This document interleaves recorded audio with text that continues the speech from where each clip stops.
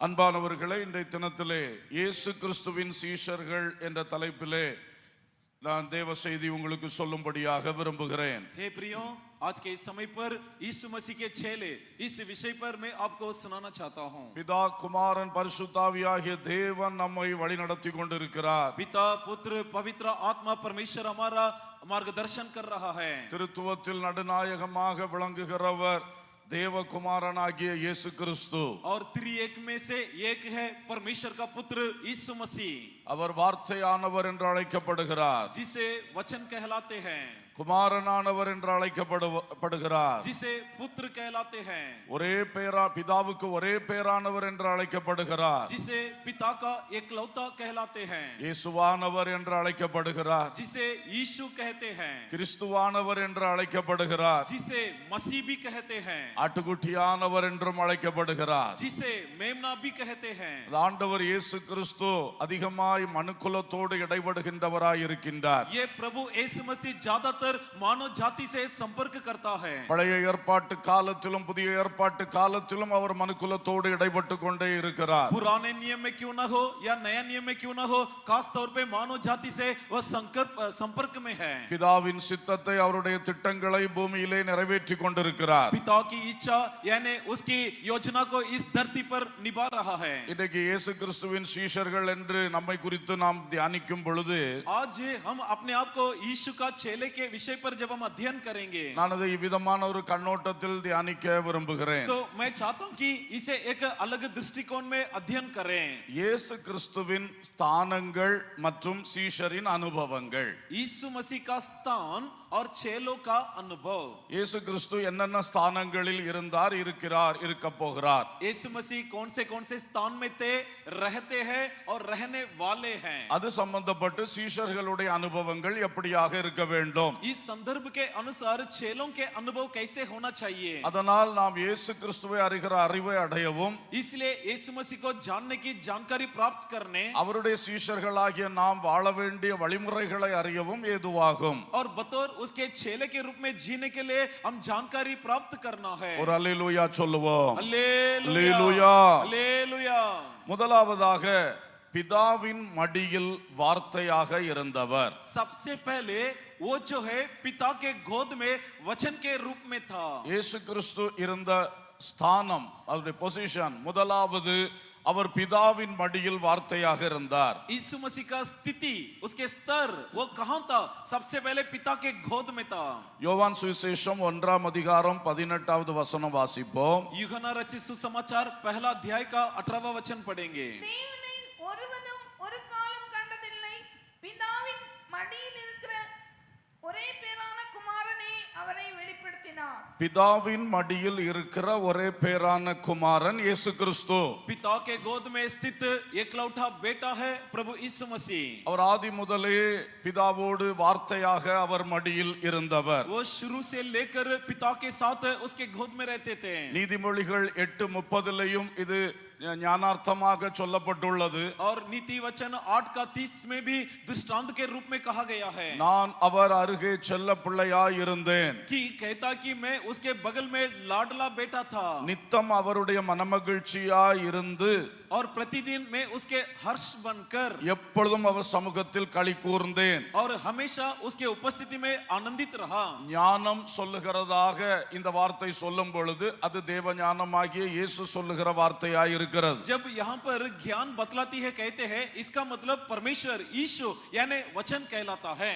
ஆகவே இயேசு கிறிஸ்து ஆதி முதலே பிதாவோடு கூட இருக்கிறார். इसलिए प्रभु यीशु मसीह आदि से लेकर पिता के साथ साथ है. நான் காலையில் அதை சற்று விளக்கமாக சொன்னேன். और सवेरे मैंने जरा सा इसका वर्णन किया. பிதா எப்பொழுது இருக்கிறாரோ அப்பொழுது இருந்தே இயேசு இருக்கிறார். जब से पिता परमेश्वर है तब से यीशु मसीह भी मौजूद है. பைபிள் சொல்லுகிறது அவருடைய மடியில் வார்த்தையாக இருந்தார். बाइबल बतलाती है उसके गोद में वचन रूपी था. யோவான் 1:1 சொல்லுகிறது ஆதியிலே வார்த்தை இருந்தது. यूहन्ना का एक में लिखा है आदि में वचन था அந்த வார்த்தை தேவனிடத்தில் இருந்தது. और ये वचन मानो परमेश्वर के पास था அந்த வார்த்தை தேவனாய் இருந்தது. मानो ये वचन परमेश्वर था அவர் ஆதியிலே தேவனோடு இருந்தார். वह आदि में परमेश्वर के साथ था வார்த்தை என்று சொல்லிவிட்டு அடுத்தது அவர் என்று சொல்லப்பட்டிருக்கிறதை கவனிக்கலாம். अब ध्यान दीजिए पहला लिखा है वचन उसके बाद लिखा है वह ஆகவே வார்த்தை என்பது இயேசு கிறிஸ்துவை காட்டுகிறது. इसलिए वचन यानी प्रभु यीशु को दर्शाता है எனவே இயேசு கிறிஸ்து ஆதியிலே தேவனுடைய மடியில் இருந்தார் என்பது சொல்லப்பட்டிருக்கிறது. इसलिए स्पष्ट लिखा है प्रभु यीशु मसीह आदि में पिता के गोद में था தேவன் குறித்த காலம் நிறைவேறும் வரைக்கும் தேவன் ஆதாம் தொடங்கி மோசே மட்டும் அநேக தேவ பிள்ளைகளை எழுப்பி பிரமாணங்களை கொடுத்து உடன்படிக்கைகளை செய்து ஜனங்களை வழிநடத்தி வந்தார். जब तक समय पूरा नहीं हुआ तब तक आदम से लेकर मूसा तक परमेश्वर ने बहुत जनों को खड़ा किया और उनके द्वारा व्यवस्था प्रदान किया. அந்த நியாயப்பிரமாண மோசேயினுடைய நியாயப்பிரமாண காலத்திலே ये जो मूसा के व्यवस्था के युग में தேவன் குறித்த காலம் நிறைவேறினது. परमेश्वर का निर्धारित समय पूरा हुआ. அப்பொழுது அவர் வார்த்தையாய் தன் மடியில் இருந்த தன் தேவகுமாரனை உலகத்திற்கு அனுப்பினார். तब उसने अपना बेटा जो अपने गोद में वचन रूपी था उसे इस जगत में भेज दिया. அப்போ இரண்டாவதாக மரியாளின் வயிற்றில் சிசுவாக இயேசு. दूसरा मरियम के कोख में शिशु रूपी यीशु. இயேசுவுடைய இரண்டாவது ஸ்தானம் यीशु का दूसरा स्थान பிதாவின் மடியில் இருந்தவர் जो पिता के गोद में था இப்பொழுது நமக்காக வேண்டி अब हमारे खातिर தேவனுடைய திட்டம் நிறைவேற पिता की इच्छा पूरा होने के लिए காலம் நிறைவேறின பொழுது जब समय पूरा हुआ மரியாள் என்கிற கன்னிகையினுடைய வயிற்றிலே அவர் சிசுவாக உருவானார். तब मरियम नाम के एक कुंवारी के पेट पर बतौर शिशु प्रकट हुआ. நமக்காக அவர் எடுத்த அடுத்த ஸ்தானம் அவர் இருந்த அடுத்த ஸ்தானம் அதுதான். हमारे लिए प्रभु यीशु मसीह ने अगला कदम यही उठाया. மத்தேயு 1:18 சொல்லுகிறது. मत्ती का 1:28 में लिखा है அவருடைய தாயாகிய மரியாள் யோசேப்புக்கு நியமிக்கப்பட்டிருக்கையில் उसकी माता की मंगनी जब यूसुफ के साथ हो चुकी थी அவர்கள் கூடி வரும் முன்னே அவள் பரிசுத்த ஆவியினாலே गर्भवती आनाल என்று காணப்பட்டது. परंतु वे दोनों उन दोनों के मिलन होने से पहले पवित्र आत्मा के द्वारा उसने गर्भधारण हुई. 20ஆம் வசனத்தில் சொல்லப்பட்டிருக்கிறது. 20वें वचन में लिखा है யோசேப்புக்கு சொப்பனத்திலே விதமாய் சொல்லப்பட்டது. स्वप्न के जरिए यूसुफ को बतलाया गया தாவீதின் குமாரனாகிய யோசேப்பு ए दाऊद का पुत्र यूसुफ உன் மனைவியாகிய மரியாளை சேர்த்துக்கொள்ள ஐயப்படாதே. तेरे पत्नी मरियम को अपने पास लेने से संकोच न करें அவளிடத்தில் உற்பத்தியாய் இருக்கிறது பரிசுத்த ஆவியினால் உண்டானது. क्योंकि जो शिशु उसके भीतर उत्पन्न हुआ है वह पवित्र आत्मा से उत्पन्न है. அவள் ஒரு குமாரனை பெறுவாள். वह एक पुत्र को जनेगी அவருக்கு இயேசு என்று பெயரிடுவாயாக. और उसके लिए नाम रखना यीशु. ஏனெனில் அவர் தமது ஜனங்களின் பாவங்களை நீக்கி அவர்களை ரட்சிப்பார். क्योंकि वह अपने प्रजा की पापों को दूर करके उन्हें उद्धार करेगा. இந்த வார்த்தையின்படி इस वचन के मुताबिक யோசேப்பு ஐயப்படாமல் அவளை சேர்த்து கொண்டான். यूसुफ संकोच किए बिना उसे अपने साथ मिला लिया. பரிசுத்த ஆவியினுடைய அசைவாடுதலினாலே पवित्र आत्मा के मंडारने के जरिए பரிசுத்தமாக पवित्र रीति से ஸ்திரீயினிடத்தில் கன்னிகையினிடத்தில் இயேசு உற்பத்தியானார். एक स्त्री के पास अर्थात एक कुंवारी में से प्रभु यीशु का पैदा हुआ. ஆதாமும் ஏவாளும் தேவனால் உண்டாக்கப்பட்டவர்கள். आदम हवा दोनों परमेश्वर से जन्माए गए. காயின் தொடங்கி அத்தனை மனிதர்களும் ஒரு புருஷனுக்கும் மனைவிக்கும் பிள்ளையாய் உருவாகி பிறந்தவர்கள். कैन से लेकर जितने भी बच्चे उन सबका जन्म एक पुरुष एक स्त्री के बीच में मिलने से हुआ. மனிதனுடைய வாழ்வின் ஆரம்பமே அந்த தாயின் வயிற்றில் உருவாகிறதிலிருந்து தான் ஆரம்பமாகிறது. जी हाँ, किसी मनुष्य का शुरुआत कहां से होती है? माताजी के पेट से निकलने से शुरू होता है. ஆனால் இயேசு கிறிஸ்து ஆதி முதலே வார்த்தையாக இருந்து கொண்டிருக்கிறார். परंतु यीशु मसीह आदि से लेकर के वचन के तौर पर रहता है. ஆகவே அவர் புருஷ சித்தத்தின்படி அல்ல கன்னிகையினிடத்தில் தேவனுடைய அற்புத செயலினாலே உற்பத்தியானார். इसलिए वो न किसी पुरुष की इच्छा के द्वारा परंतु परमेश्वर के अनादि योजना के मुताबिक पवित्र आत्मा के द्वारा एक कुंवारी के पेट पर उत्पन्न हुआ. வார்த்தை மாம்சமானார்.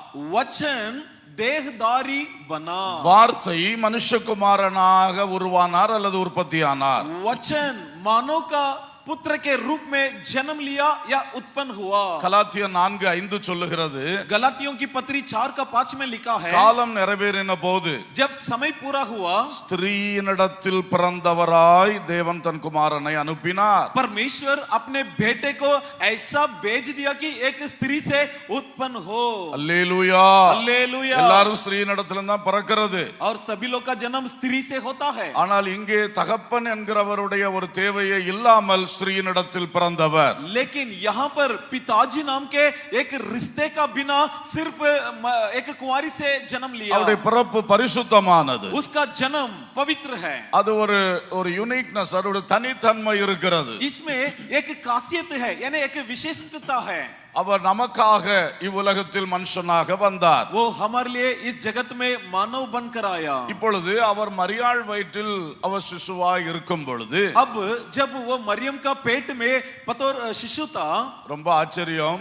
बहुत ही आश्चर्यजनक है। கல்லறையில் அவருடைய சரீரத்தை 3 நாட்கள் வைத்தார்கள். कब्रिस्तान में उसके शरीर को 3 दिन रखा। 3ஆம் நாள் உயிரோடு எழுந்தார். तीसरे दिन जी उठ गया। இது அதைவிட பெரிய தியாகமாக இருக்கிறது. लेकिन ये तो उससे बढ़कर बड़ा त्याग है। அது 3 நாட்கள் தான். वो तो सिर्फ 3 दिन का। இது பாருங்க, இந்த ஸ்திரீயின் வயிற்றிலே 10 மாதங்கள். लेकिन देखिए ये महिला के पेट में कितना महीना? 10 महीना। இதெல்லாம் நம்ம சிந்திக்க முடிகிறதா? क्या इन बातों की हम कल्पना कर सकते?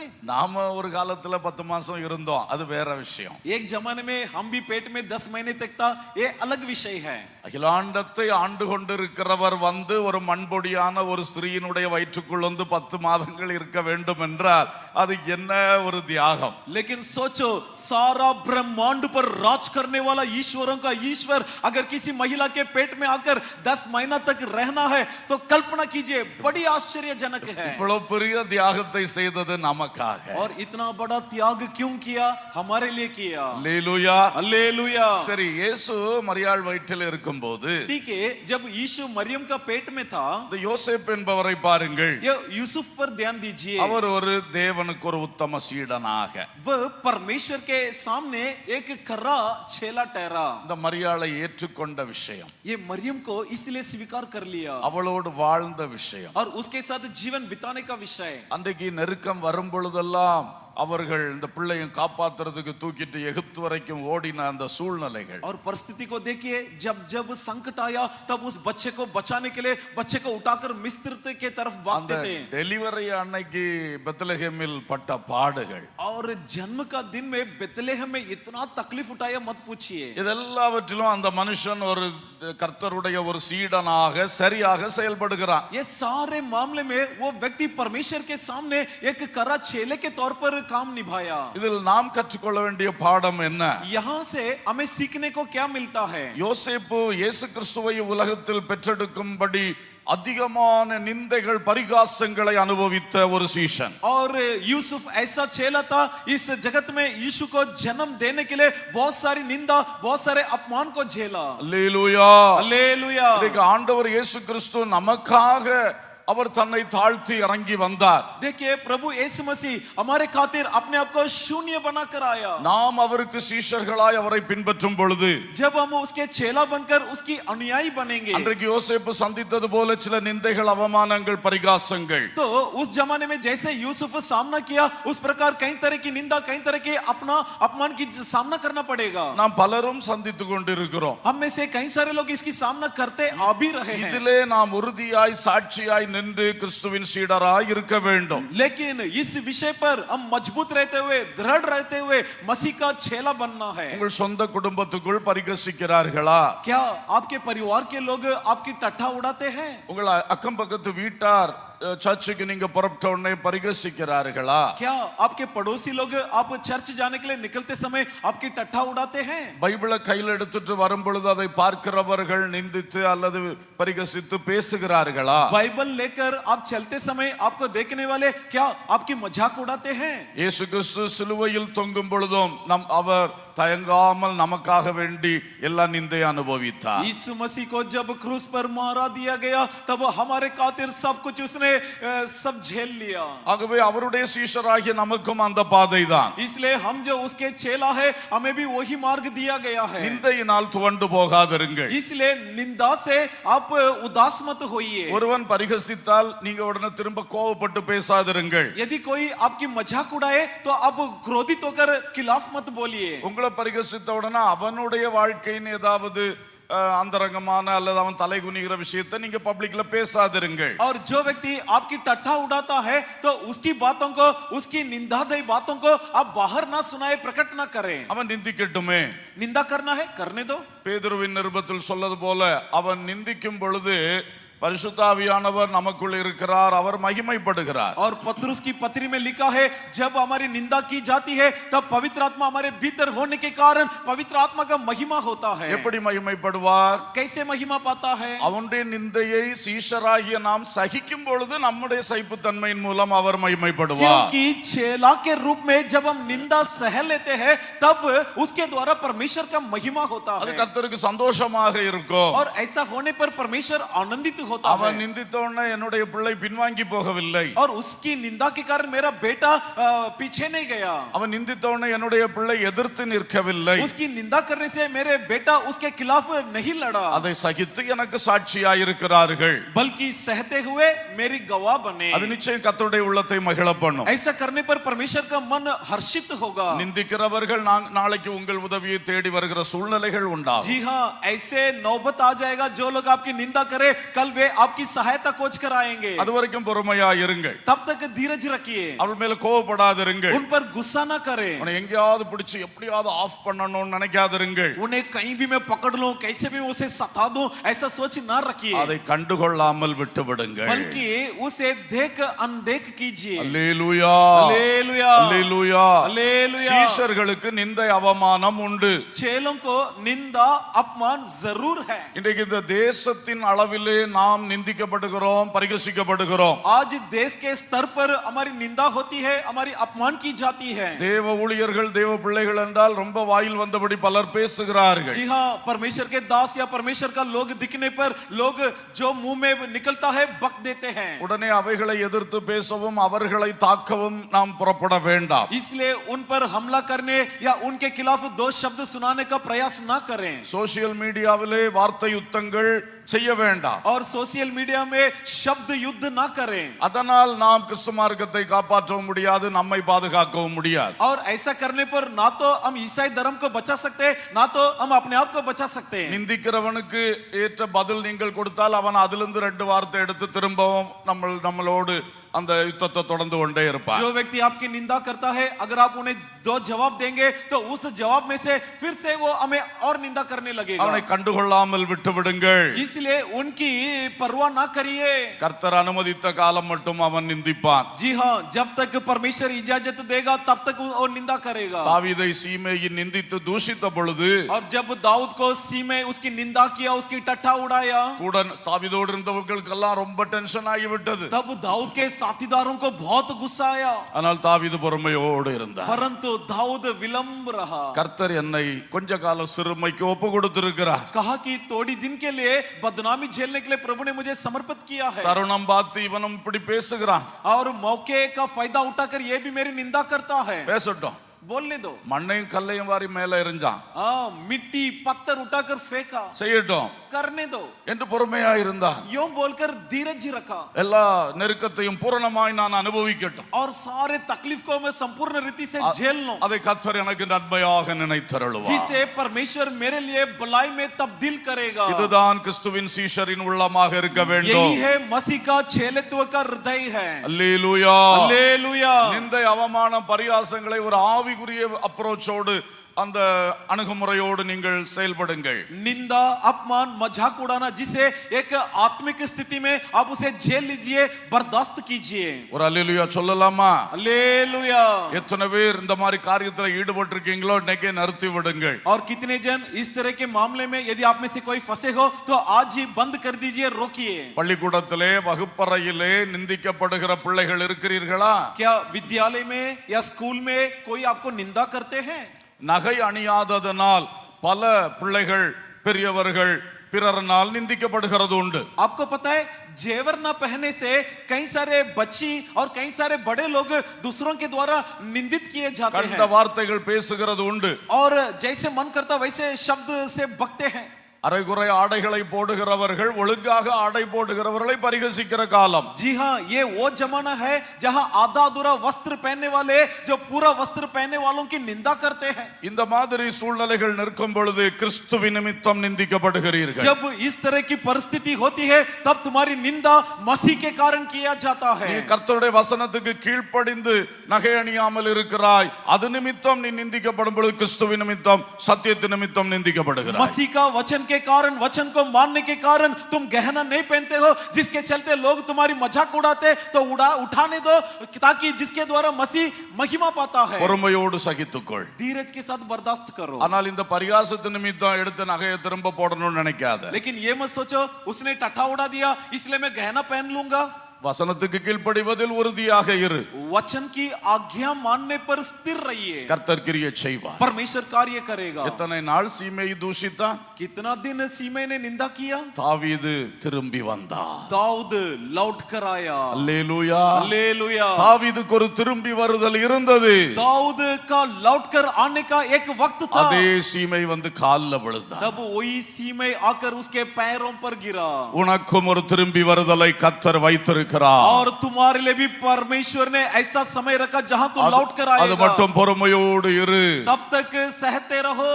அல்லேலூயா. हालेलुया. வேறு எந்தெந்த காரியங்களில் நீங்கள் நிந்திக்கப்படுகிறீர்கள்? और कौन सी बातों में आपकी निंदा की जा रही है? பரிகாசம் நிந்தைகளை சகித்துக் கொள்ளுங்கள். टट्ठा उड़ाना, मजाक उड़ाना को आप बर्दाश्त कर लीजिए. அதனால் உங்கள் மனம் அலைக்கழிக்கப்பட கூட இடம் கொடாதிருங்கள். और जिसके चलते तुम्हारे मन नाराज होने के लिए जगह न दें. உங்கள் மனதுக்குள் எழும்புகிற வேதனைகளை கர்த்தரிடத்தில் சொல்லுங்கள். आपके मन की सारी निराशा को परमेश्वर के सामने रख दो. கர்த்தர் உங்களை மேன்மைப்படுத்துவார். तब परमेश्वर आपको श्रेष्ठ बनाएगा. அல்லேலூயா. हालेलुया. அல்லேலூயா. हालेलुया.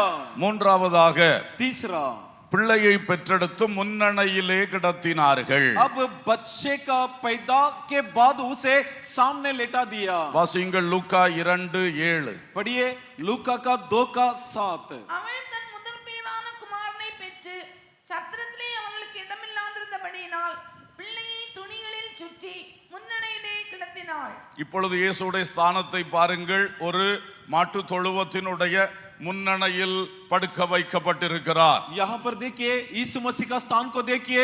जन्म के बाद किसी गौशाला के सामने उसे लेटा दिया गया. முன்னணையில் பாலனாக இயேசு. कि गौशाला के सामने बालक यीशु. இதெல்லாம் நம்முடைய சிந்தனைக்கு எட்டாத எளிமையும் தாழ்மையும் தியாகவுமாக இருக்கிறது. ये सब इतनी बड़ी नम्रता, विनम्रता, दीनता और त्याग है जो हमारे कल्पना से परे है. எல்லாவற்றுக்கும் அதிகாரியானவர், जो सबका दाता, அகிலாண்டத்தை ஆள்கிறவர், जो सारे ब्रह्मांड का रचेता, நட்சத்திரங்களை பேர் சொல்லி அழைக்கிறவர், जिसने तारेगण को उनके नाम लेकर पुकारता, அவைகள் ஓட வேண்டிய பாதையை நியமித்து கொடுத்தவர், और जिसने उनके लिए मार्गों को ठहराया. அவர் இன்று எதுவும் இல்லை. उसके सिवा कुछ नहीं. பிதாவானவர் சகலத்தையும் இயேசு கிறிஸ்து மூலம் உண்டாக்கினார். पिता परमेश्वर ने सब कुछ प्रभु यीशु मसीह के द्वारा निर्माण किया. இயேசு கிறிஸ்துவுக்காக உண்டாக்கினார். और यीशु मसीह के लिए बनवाया. அல்லேலூயா. हालेलुया. அப்படி இயேசு கிறிஸ்துவினாலே உண்டாக்கினார். और यीशु मसीह के जरिए बनवाया. அப்படி எல்லாவற்றுக்கும் அதிகாரியாக இருந்தவர் इस प्रकार जो सारे चीजों का दाता था. ஒரு முன்னணையிலே படுத்து கிடக்கிறார். देखिए एक गौशाला के सामने लेटा हुआ है. ஆடு மாடு புல் சாப்பிடுகிற அந்த இடத்திலே. वैसे स्थान में जहां पर गाय बकरे घास खाते हैं. அல்லேலூயா. हालेलुया. அந்த நேரத்திலே उस समय அந்த காட்சியை காண்பதற்கு इस दृश्य को देखने के लिए ஒரு கூட்டம் மேய்ப்பர்களை தேவன் தெரிந்து கொண்டார். एक झुंड गडरियों को परमेश्वर ने चुन लिया. அல்லேலூயா. हालेलुया. மேய்ப்பர்களுக்கு பரலோகத்திலிருந்து தேவதூதன் நேரடியாய் நற்செய்தி சொன்னார். स्वर्ग से स्वर्गदूत सीधा आकर इन गडरियों को सुसमाचार सुनाया. அந்த மேய்ப்பர்கள் ஓடி வந்தார்கள். तब ये गडरिये दौड़ कर आए. தீவிரமாய் வந்தார்கள். बड़ी फुर्तीला होकर कर आए இந்த அருமையான காட்சியை कि பார்த்தார்கள். ये शानदार दृश्य को देखने के लिए தேவகுமாரன் இயேசு परमेश्वर का पुत्र यीशु மேசியா मेसिया நமக்காக வந்தவர் जो हमारे लिए आया இதோ ஒரு புல் தொட்டியிலே படுத்து கிடக்கிறார். देखिए एक घास के चरनी में लेटा हुआ है அவர்கள் அதை கண்டார்கள். उन्होंने उसे देखा ஓடி போய் பிறருக்கு பிரசித்தம் और பண்ணினார்கள். दौड़ कर गए और दूसरों को जाकर के सुनाए ஒரு அல்லேலூயா சொல்லுவோம். एक हालेलुया சீஷர்கள் பிரசித்தம் பண்ணினார்கள். चेले क्या किया प्रसिद्ध कर दिया அந்த காட்சியை பார்ப்பதற்கு அந்த கூட்டத்தினருக்கு தான் வாய்ப்பு கிடைத்தது. ये दृश्य को देखने का मौका केवल इन्हीं झुंड को मिला கண்டதை கண்டோம் போனோம் என்று ஆடுகளை மேய்க்கிற பணியை பார்ப்போம் என்று இருக்கவில்லை. ऐसा नहीं किया कि आया देखा चला गया बेड़ों को चराए ऐसा नहीं किया அவர்கள் இந்த செய்தியை எங்கும் பிரசித்தம் பண்ணினார்கள். बल्कि उन्होंने जाकर के इस संदेश को फैलाने लग गए இயேசு கிறிஸ்துவின் சீஷனிடத்தில் எதிர்பார்க்கப்படுகிற அடுத்த காரியம், यीशु मसीह के चेला से अपेक्षा की जाने वाली अगला बात நீ இயேசுவை பற்றி பிறருக்கு நீ பரப்பிக் கொண்டே இருக்க வேண்டும். कि आप जाकर के यीशु मसीह का प्रचार हर एक को सुनाना है இயேசுவை கண்டாய், அதை பிறருக்கு சொல். आपने यीशु को देखा तो जाकर के दूसरों को सुनाइए அல்லேலூயா. हालेलुया மேசியாவை கண்டோம். मेसिया को देखा அந்த பிலிப்பு நாத்தான்வேலிட்ட வந்து சொல்றான், ओ फिलिपुस नातानवेल के पास आकर कहता है பார்த்தவன் சும்மா இருக்க முடியாது, कि जिसने देखा वो चुप बैठ नहीं सकता பிறருக்கு சொல்லணும். वो दूसरों को सुनाना है அது உள்ளத்திலிருந்து எழும்பி வர வேண்டும். बल्कि हृदय की गहराई से निकलना है யாரோ பிடிச்சு சொல்ல வைக்கிறது அல்ல, ऐसा नहीं कि किसी के जबरदस्ती से ना कहे நம்முடைய உள்ளத்திலிருந்து அது வர வேண்டும். बल्कि हमारे दिल से निकलना है சீஷர்கள் சுவிசேஷம் அறிவிக்க வேண்டும். चेले सुसमाचार सुनाना है இந்த வார்த்தையை கேட்கிற ஒவ்வொருவரும் இயேசுவின் சீஷர்களாய் இருக்கிறீர்கள். मेरे बातों को सुनने वाले आप प्रत्येक जन यीशु का चेले हो ஞானஸ்நானம் பெற்ற அத்தனை பேரும் கிறிஸ்துவின் சீஷர்கள். बपतिस्मा लिए हुए प्रत्येक जन यीशु का चेले हो ஏனென்றால் அவர்களை சீஷராக்கி ஞானஸ்நானம் கொடுங்கள் என்று தான் இயேசு கட்டளை கொடுத்திருக்கிறார். क्योंकि यीशु मसीह ने आज्ञा ऐसा दिया चेला बनाकर उसके बाद बपतिस्मा दो நீங்கள் இயேசுவை பின்பற்றுவேன்னு தீர்மானித்த பிறகுதான் ஞானஸ்நானம் தந்திருக்கிறோம். इसलिए यीशु मसीह का मैं पीछे हो लूंगा आपके निर्णय के बाद हम आपको बपतिस्मा दिया है நீங்கள் தான் சீஷர்கள். इसलिए चेला कौन आप ही हो யாருக்கோ பேசுறேன்னு நினைச்சிட்டு अब இருந்திரக்கூடாது. ये मत सोचिए कि मैं और किसी के लिए प्रचार कर रहा हूं வந்திருக்கிற உங்கள் ஒவ்வொருவருக்கும் தான் இந்த வார்த்தை. बल्कि यहाँ पर बैठे हुए आप प्रत्येक जन के लिए ये शब्द है நீங்கள் கண்டதையும் அனுபவித்ததையும் பிறருக்கு சொல்லுங்கள். आपने जो कुछ देखा जो कुछ अनुभव किया जाकर के सुनाओ அல்லேலூயா. हालेलुया இயேசு உங்களுக்கு சுகம் தந்தார், எத்தனை பேருக்கு சொன்னீர்கள்? यीशु ने आपको चंगाई दिया आपने कितने जन को सुनाया இயேசு பண தேவை சந்தித்தார், எத்தனை பேருக்கு சொன்னீர்கள்? यीशु ने आपके पैसे की जरूरतों को पूरा किया आप जाकर कितने जन को सुनाया இயேசு ஆபத்தில் இருந்து தூக்கி எடுத்தார், எத்தனை பேருக்கு சொன்னீர்கள்? यीशु आपको संकट से छुड़ा लिया आप कितने जन को सुनाया அல்லேலூயா. हालेलुया பயங்கரங்கள் உங்களை சூழ்ந்திருந்தது, இன்றைக்கு சமாதானத்துக்குள் கொண்டு வந்திருக்கிறார், எத்தனை பேருக்கு அந்த நற்செய்தி சொன்னீர்கள்? जब मुसीबत में डूबे हुए थे आपको छुड़ा कर लाया आपने जाकर कितने जन को सुनाया உங்களுக்கு வேலை கிடைத்தது, எத்தனை பேரிடத்துல இயேசுவை பற்றி சாட்சி சொன்னீங்க? आपको रोजगार मिला आप ये गवाही कितने जन को साझा किया பிள்ளைகளுக்கு நல்ல மார்க் கிடைத்தது அல்லவா, எத்தனை பேருக்கு சாட்சி சொன்னீங்க? आपके बच्चों को बढ़िया मार्क्स मिला आप जाकर कितने जन को सुनाया அதை சொல்றதுக்கு நேரம் இல்ல. ये सुनाने के लिए समय नहीं இப்ப நீட்டுக்கு ஆயத்தமா, अब क्या तैयारी नीट की तैयारी எல்லாரும் அப்ளிகேஷன் போடு, इसलिए निवेदन पत्र दाखिल करना है அது செய்யுங்க. करो ஆனால் முதல்ல இயேசுவை பற்றி சாட்சி சொல்லுங்கள். लेकिन करने से पहले जाकर के यीशु का गवाही सुनाइए படித்தவர்கள் எல்லாம் மார்க் வாங்கி விட்டார்களா? क्या जितने भी पढ़े लिखे क्या सबको ही ज्यादा मार्क्स ले लिया எத்தனை பேர் படிச்சவங்களுக்கு பரீட்சை எழுத முடியல தெரியுமா? आपको पता है कितने सारे बच्चे पढ़ाई किए लेकिन परीक्षा लिख नहीं पाए பல சிக்கல்கள் இருக்கிறது. कई सारी मुसीबत है இயேசு உங்களுக்கு அல்லது உங்கள் பிள்ளைகளுக்கு அந்த கிருபையை தந்தார். लेकिन यीशु ने आपको या आपके बच्चों को अनुग्रह प्रदान किया ஒவ்வொன்றையும் இது சின்ன காரியம் நினைச்சு ஒதுக்கி விடக்கூடாது.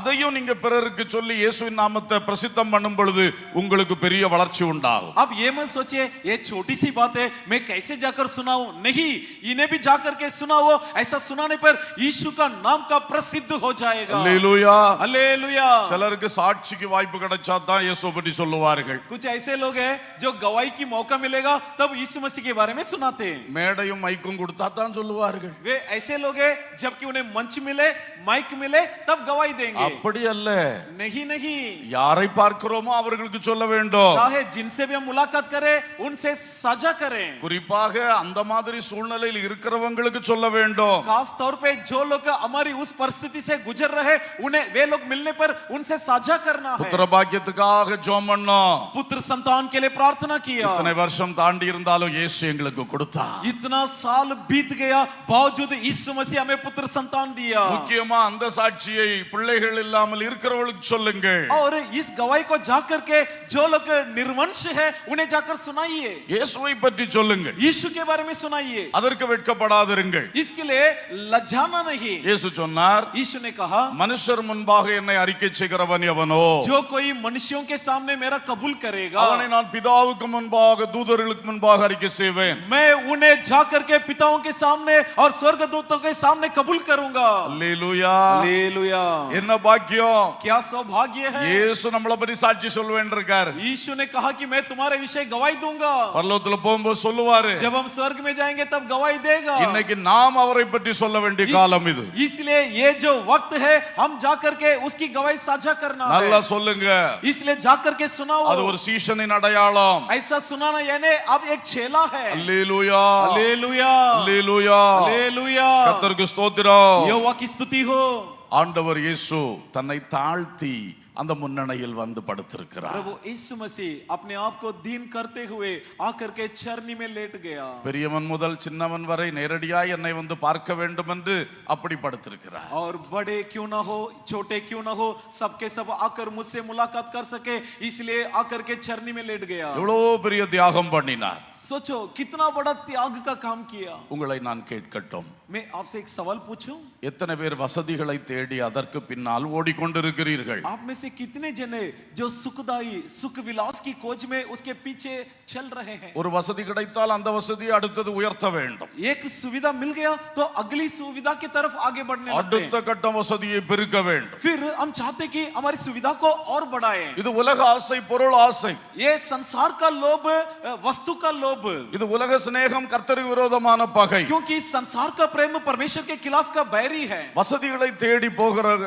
அல்ல சீசர் கூட்டம். चेले यानी वो लोग नहीं जो सुविधा की ओर चलते हैं, சீசர் கூட்டம் தியாகமுள்ளவர்களாய் இருக்க வேண்டும். बल्कि चेले झुंड यानी त्याग भावना के साथ काम करना है। நம்மிடத்தில் இருக்கிறதை பிறருக்கு கொடுக்கத்தக்கவர்களாய் இருக்க வேண்டும். बल्कि हम वैसे होना चाहिए जो कुछ हमारे पास है जिसे हम बांटकर दूसरों में बंटवारा करें, சுயநலம் பிடித்தவர்களாய் இருக்க கூடாது. बल्कि हम स्वार्थ न रहे, தியாகம் செய்ய வேண்டும். बल्कि त्याग के भावना இயேசு रहना है। தியாகம் பண்ணினார். क्योंकि यीशु मसीह ने त्याग का काम किया। அல்லேலூயா. हालेलुया। அவர் சொன்னார், ஒருவன் என்னை பின்பற்றி வர விரும்பினால் उसने कहा यदि कोई मेरा पीछा हो लेना चाहे அவன் தன்னைத்தான் வெறுத்து तो वो अपने आप को नफरत करे தன் சிலுவையை எடுத்துக்கொண்டு और अपना क्रूस को लाद ले என்னை பின்பற்றி வர கடவன். और उसके बाद मेरे पीछे हो ले। இதுதான் சீஷரின் அடையாளம். यही है एक चेला का लक्षण। சீசருடைய அடிப்படை குணாதிசயம் चेला का मूल स्वभाव यही होना चाहिए தன்னைத்தான் வெறுத்து விடு, कि अपने आप को नफरत कर दे, சுயநலம் கொள்ளாது. अपने बल की सहारा न ले। வீட்டுல எவ்வளவு நேரம் கண்ணாடி, நிலை கண்ணாடிக்கு முன்னாடி நிக்கிறீங்க, आप अपने घर पे कितना देर आईना के सामने बिताते हैं, அதிலே உங்களை நீங்க அறிந்து கொள்ளலாம். जिससे चलते आप अपने आप को परख सकते हैं। வஸ்திரம் எல்லாம் முடியெல்லாம் ஒழுங்கா இருக்கான்னு பாக்குறது ஒன்றும் தவறு கிடையாது. मैं ये नहीं कहता हूँ कि कपड़ा कैसा पहना हो, बाल कैसा है, ये सब देखना कोई गलत नहीं, ஆனா அதிலே நின்னு நின்னு நின்னு நின்னு அதுதான் சரியில்லாத காரியம். लेकिन आईना के सामने खड़ा रह के सजाना सजाना सजाना यही गलत कहता हूँ। உன் சுய அழகை நீயே ரசித்துக் கொண்டிருக்கிறாய். तू अपने खूबसूरतता की आनंद खुद लेता है। பிறருக்கு நான் எப்படி அழகு பாத்திரமா இருக்க வேண்டும் என்று நீ உன்னை மாடல் பண்ணி கொண்டு இருக்கிறாய். बल्कि तू अपने आप को सजा रहा है ताकि मैं दूसरों के सामने कैसे खूबसूरत दिखूं। இது மாதிரி எத்தனையோ விஷயங்கள். ऐसे फलाना फलाना फलाना बातें தன்னைத்தான் வெறுத்து अपने आप को इनकार करें தன் சிலுவை எடுத்துக்கொண்டு, और अपना क्रूस को लाद कर। நம் வாழ்வில் எல்லாம் சிலுவை இருக்கிறது. हम सबका जीवन में क्रूस है, ஒவ்வொரு நாளும் பாடுகள், यानी प्रतिदिन समस्या, சரீரத்தில், மனதில், வாழ்க்கையில், குடும்பத்தில், வேலை ஸ்தலத்தில், சமுதாயத்தில் பாடுகள் மாறி மாறி வந்து கொண்டிருக்கிறது. शरीर में, मन में, दिल में, परिवार में, नौकरी स्थल में, परिजनों में बारंबार अक्सर समस्या आते हैं. அந்த சிலுவை எடுத்துக்கொண்டு இயேசுவை பின்பற்று. ये क्रूस को लाद कर यीशु का अनुयायी बनो சந்தோஷமாய் பின்பற்று. और बड़ी खुशी के साथ पीछे हो முறுமுறுப்போடு அல்ல. और गुड़गुड़ाव के साथ नहीं. இந்த சிலுவையும் என்னை ஒரு மகிமைக்கு ஆயத்தப்படுத்துவதற்கு தான் கர்த்தர் தந்திருக்கிறார் என்பதை புரிந்து கொள்ளுங்கள். बल्कि इस बात को समझ ले, इस क्रूस को परमेश्वर मुझे इसलिए दिया ताकि उसकी महिमा का मैं सहभागी बनो. இயேசு சிலுவையை சுமந்தார், சகித்தார், ஜெயித்தார். यीशु मसीह क्रूस को उठाया, सह लिया, विजेता बना. அதே போலதான் நாமும் கர்த்தர் நமக்கு தருகிற அன்றாட சிலுவைகளை சகிக்கணும், சுமக்கணும், அதனால் அதை ஜெயிக்க வேண்டும். इसी प्रकार परमेश्वर की ओर से हमें मिलने वाले उस क्रूस को हम सह लेना है, लादना है और उसके द्वारा महिमा हासिल होगा. இயேசு சென்ற பாதை தான் நாம் செல்ல வேண்டிய பாதை. और यीशु का मार्ग ही हमारा मार्ग है. எளிமையின் வாழ்க்கை, एकदम आसानी जीवन, தியாகத்தின் பாதை, एकदम त्याग भरा जीवन, சுய வெறுப்பின் பாதை. कि स्वार्थ से इनकार भरी जीवन. இன்றைக்கு கிறிஸ்து மார்க்கத்தில் இல்லாமல் போன வார்த்தைகள். और ये सब चीजें आजकल ईसाई धर्म से गायब हो गया. நாம் அப்படி விட்டு விடாதிருப்போமாக. कृपया हम इन चीजों को छोड़ न दें. நம்முடைய குரு இயேசு கிறிஸ்து, क्योंकि हमारा गुरु कौन है? प्रभु यीशु. அவரை தொடர்கின்ற சீடர்கள் நாம். उसके पीछे पीछे चलने वाले हम उसके चेले हैं. அவர் பாதையில் நாம் நடக்க வேண்டும். इसलिए उसके राहों पर हमें भी चलना है. குருவை தொடரும் சீஷர்களும் குரு போல மாறிடுவார். குருவை தொடரும் சீஷர்களும் குரு போல மாறிடுவார். அவர் நாமம் தரித்தவர் யாவருமே அவர் பாதையில் நடப்போம். அவர் நாமம் தரித்தவர் யாவருமே அவர் பாதையில் நடப்போம். அவர் பாதையில் நடப்போம். பிறந்தார் பிறந்தார் வானவர் புவி மானிடர் புகழ் பாடிட பிறந்தார். அல்லேலூயா. வானவர் புவி மானிடர் புகழ் பாடிட பிறந்தார். ஆமென். அல்லேலூயா. हालेलुया. நான்காவதாக चौथी बात, இயேசு கிறிஸ்து சிலுவையில் தொங்கினார். यीशु मसीह क्रूस पर लटका गया. அவர் இந்த அடுத்த ஸ்தானத்தை பாருங்கள். उसकी अगला स्थान को देखिए. சிலுவையில் தேவாட்டுக்குட்டியாக தொங்கின இயேசு கிறிஸ்து. क्रूस पर बतौर परमेश्वर का मेमना के रूप में टंगाया गया प्रभु यीशु मसीह. சிலுவையில் தேவாட்டுக்குட்டியாக பலியான இயேசு கிறிஸ்து. क्रूस पर कुर्बान हुआ परमेश्वर का मेमना प्रभु यीशु मसीह. 1 பேதுரு 2:24 पहला पत्रुस का 2:24. நாம் பாவங்களுக்கு செத்து நீதிக்கு பிழைத்திருக்கும்படிக்கு அவர் தாமே தமது சரீரத்திலே நம்முடைய பாவங்களை சிலுவையின் மேல் சுமந்தார். அவருடைய தழும்புகளால் குணமானீர்கள். हम पाप में मर के प्रभु यीशु का धार्मिकता में जीवन बिताने के लिए हमारे कारण वो क्रूस पर मरा और उसके घायल से हम चंगे हुए.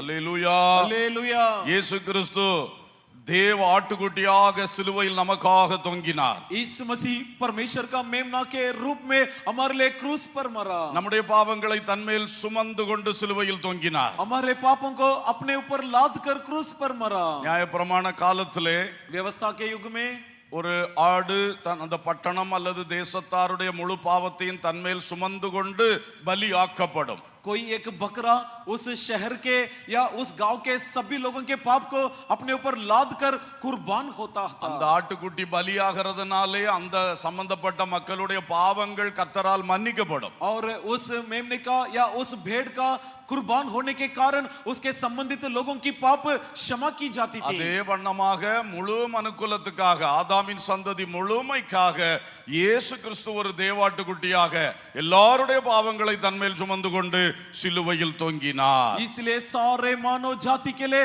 अर्थात आदम के सारे संतानों की पापों को प्रभु यीशु मसीह अपने ऊपर उठाकर सबके लिए वो खुद कुर्बान बन गया. உங்கள் ஒவ்வொருவருடைய பாவங்களையும் சுமந்து கொண்டு கொண்டு அன்றைக்கு இயேசு சிலுவையில் தொங்கி பலியானார். आप प्रत्येक जन के पापों को प्रभु यीशु मसीह वो दोन क्रूस पर उठाकर हम सब के लिए वो कुर्बान हो गया। என்னை கேட்கிற ஒவ்வொரு சகோதரனும் சகோதரியும் அறிய வேண்டிய விஷயம், உன் பாவத்தையும் சேர்த்துத்தான் இயேசு அன்றைக்கு சிலுவையிலே சுமந்து தீர்த்தார். मेरे बातों को सुनने वाले प्रत्येक भाइयों बहनों, एक बात को आप जरूर जान लीजिए, तेरे पाप के चलते भी प्रभु यीशु मसीह वो दिन क्रूस पर कुर्बान हो गया। அப்படி செய்ததனால் ऐसा करने से தம்மை விசுவாசிக்கிற எவனும் பாவ மன்னிப்பாகிய ரட்சிப்பை பெறுவதற்கு இயேசு அதை செய்து முடித்திருக்கிறார். ऐसा करने पर यीशु मसीह ने वो काम पूरा कर दिया कि जो कोई उस पर विश्वास करे उनके पाप का प्रायश्चित हो जाए। சகோதரா சகோதரி, நீ செய்த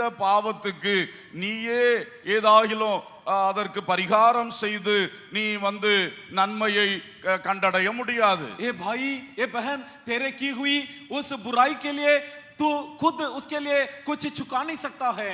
ஆகையினால் தான் தேவகுமாரன் இயேசு உலகத்தில் வந்து நாம செய்ய முடியாத நிறைவேற்ற முடியாத அந்த பரிகாரத்தை அவர் செய்து நிறைவேற்றி இருக்கிறார். इसलिए प्रभु यीशु मसीह इस जगत में आकर वो प्रायश्चित हमारे लिए किया है जो हम खुद नहीं कर सकते थे।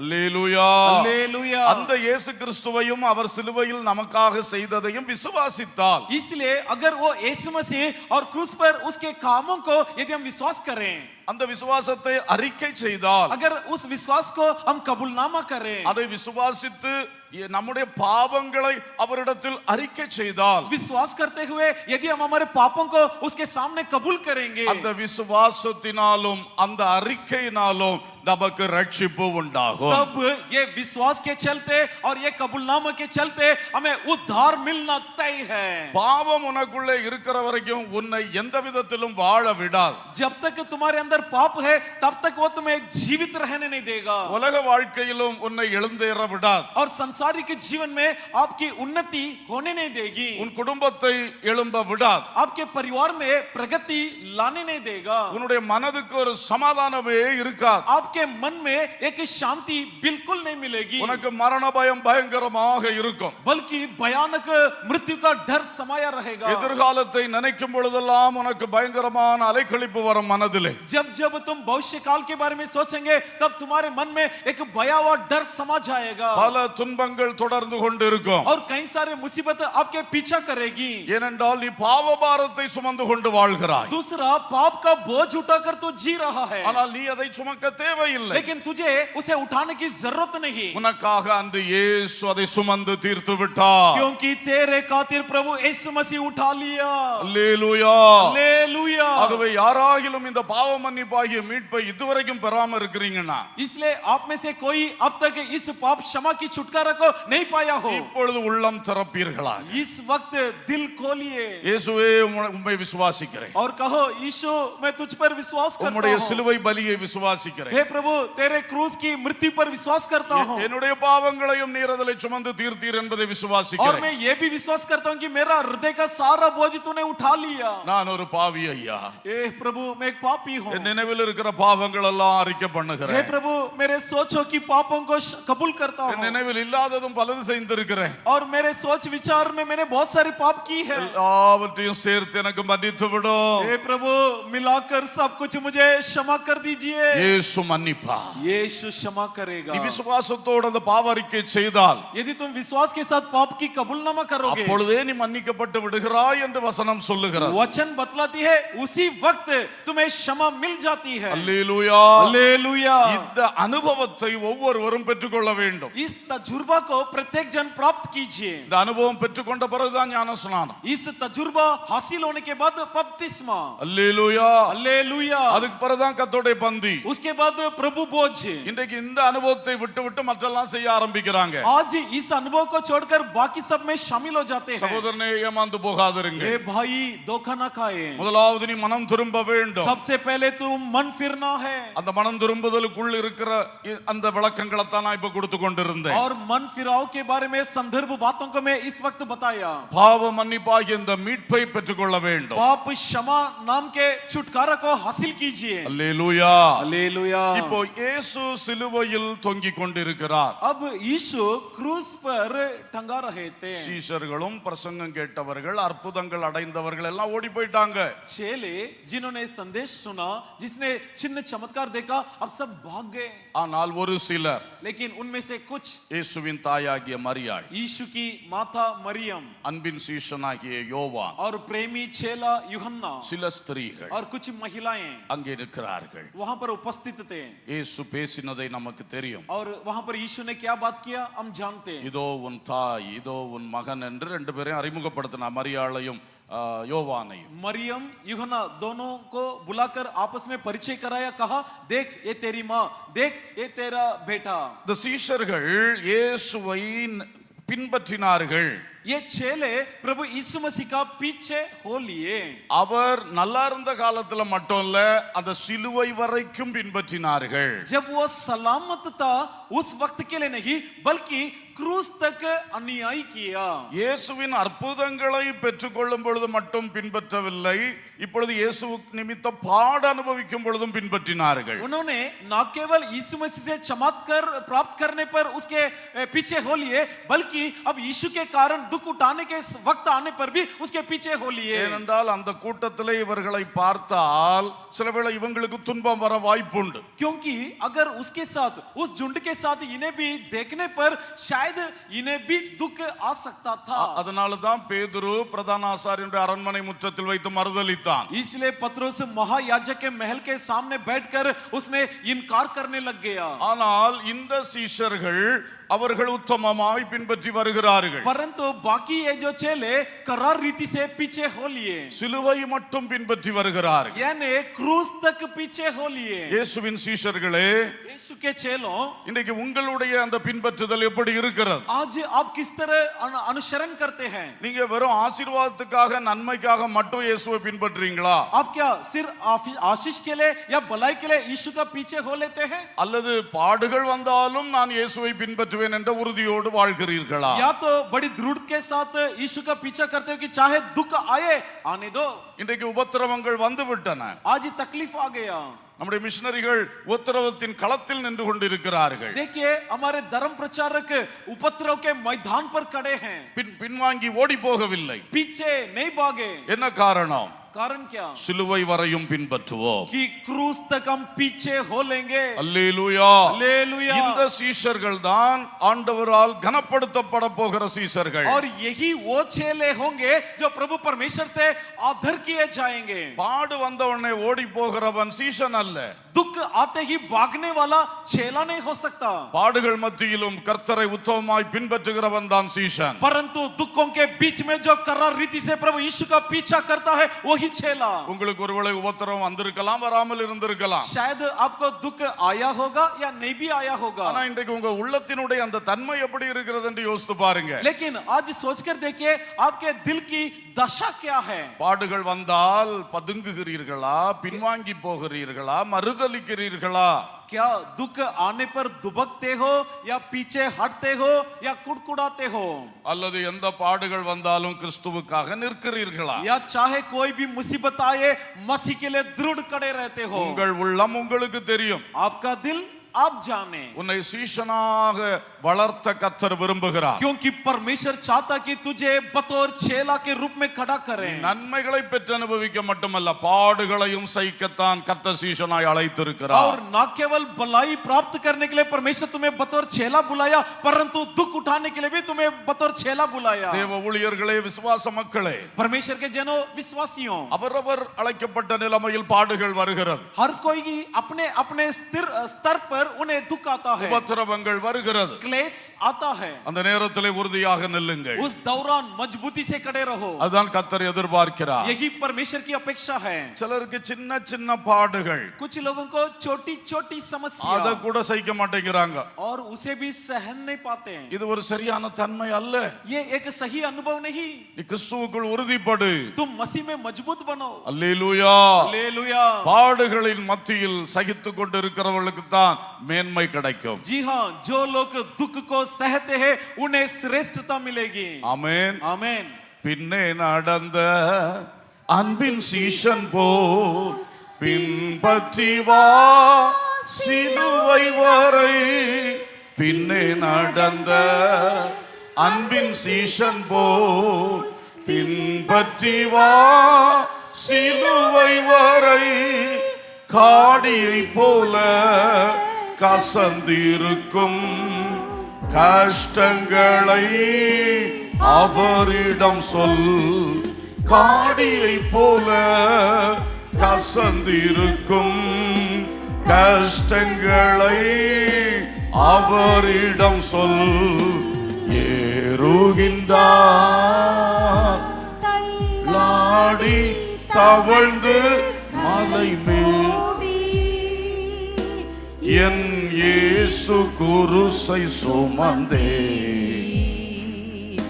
நேச கொல்கோதா மலையின் மேல் நடந்து ஏறுகின்றார். அல்லேலூயா. हालेलुया। சிலுவை சுமந்து அவர் கொல்கதா மலையில் ஏறி செல்லும் பொழுது क्रूस उठाकर जब कोलकाता की ओर चला, அப்பொழுது பின்னே நடந்த அன்பின் சீஷன் उस वक्त उसके पीछे पीछे चलने वाला प्रेमी चला, சிலுவை வரைக்கும் பின்பற்றினார். क्रूस तक पीछे पीछे चला। அல்லேலூயா. हालेलुया, அல்லேலூயா.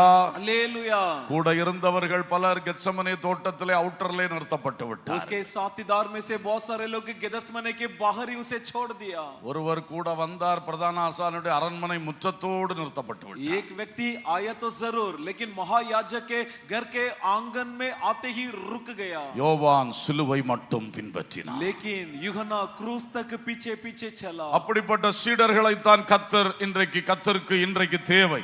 ऐसा चेले लोग आजकल परमेश्वर के लिए आवश्यक है। ஊழியத்திலே கூட உறுதியாக நிற்பீர்களாக.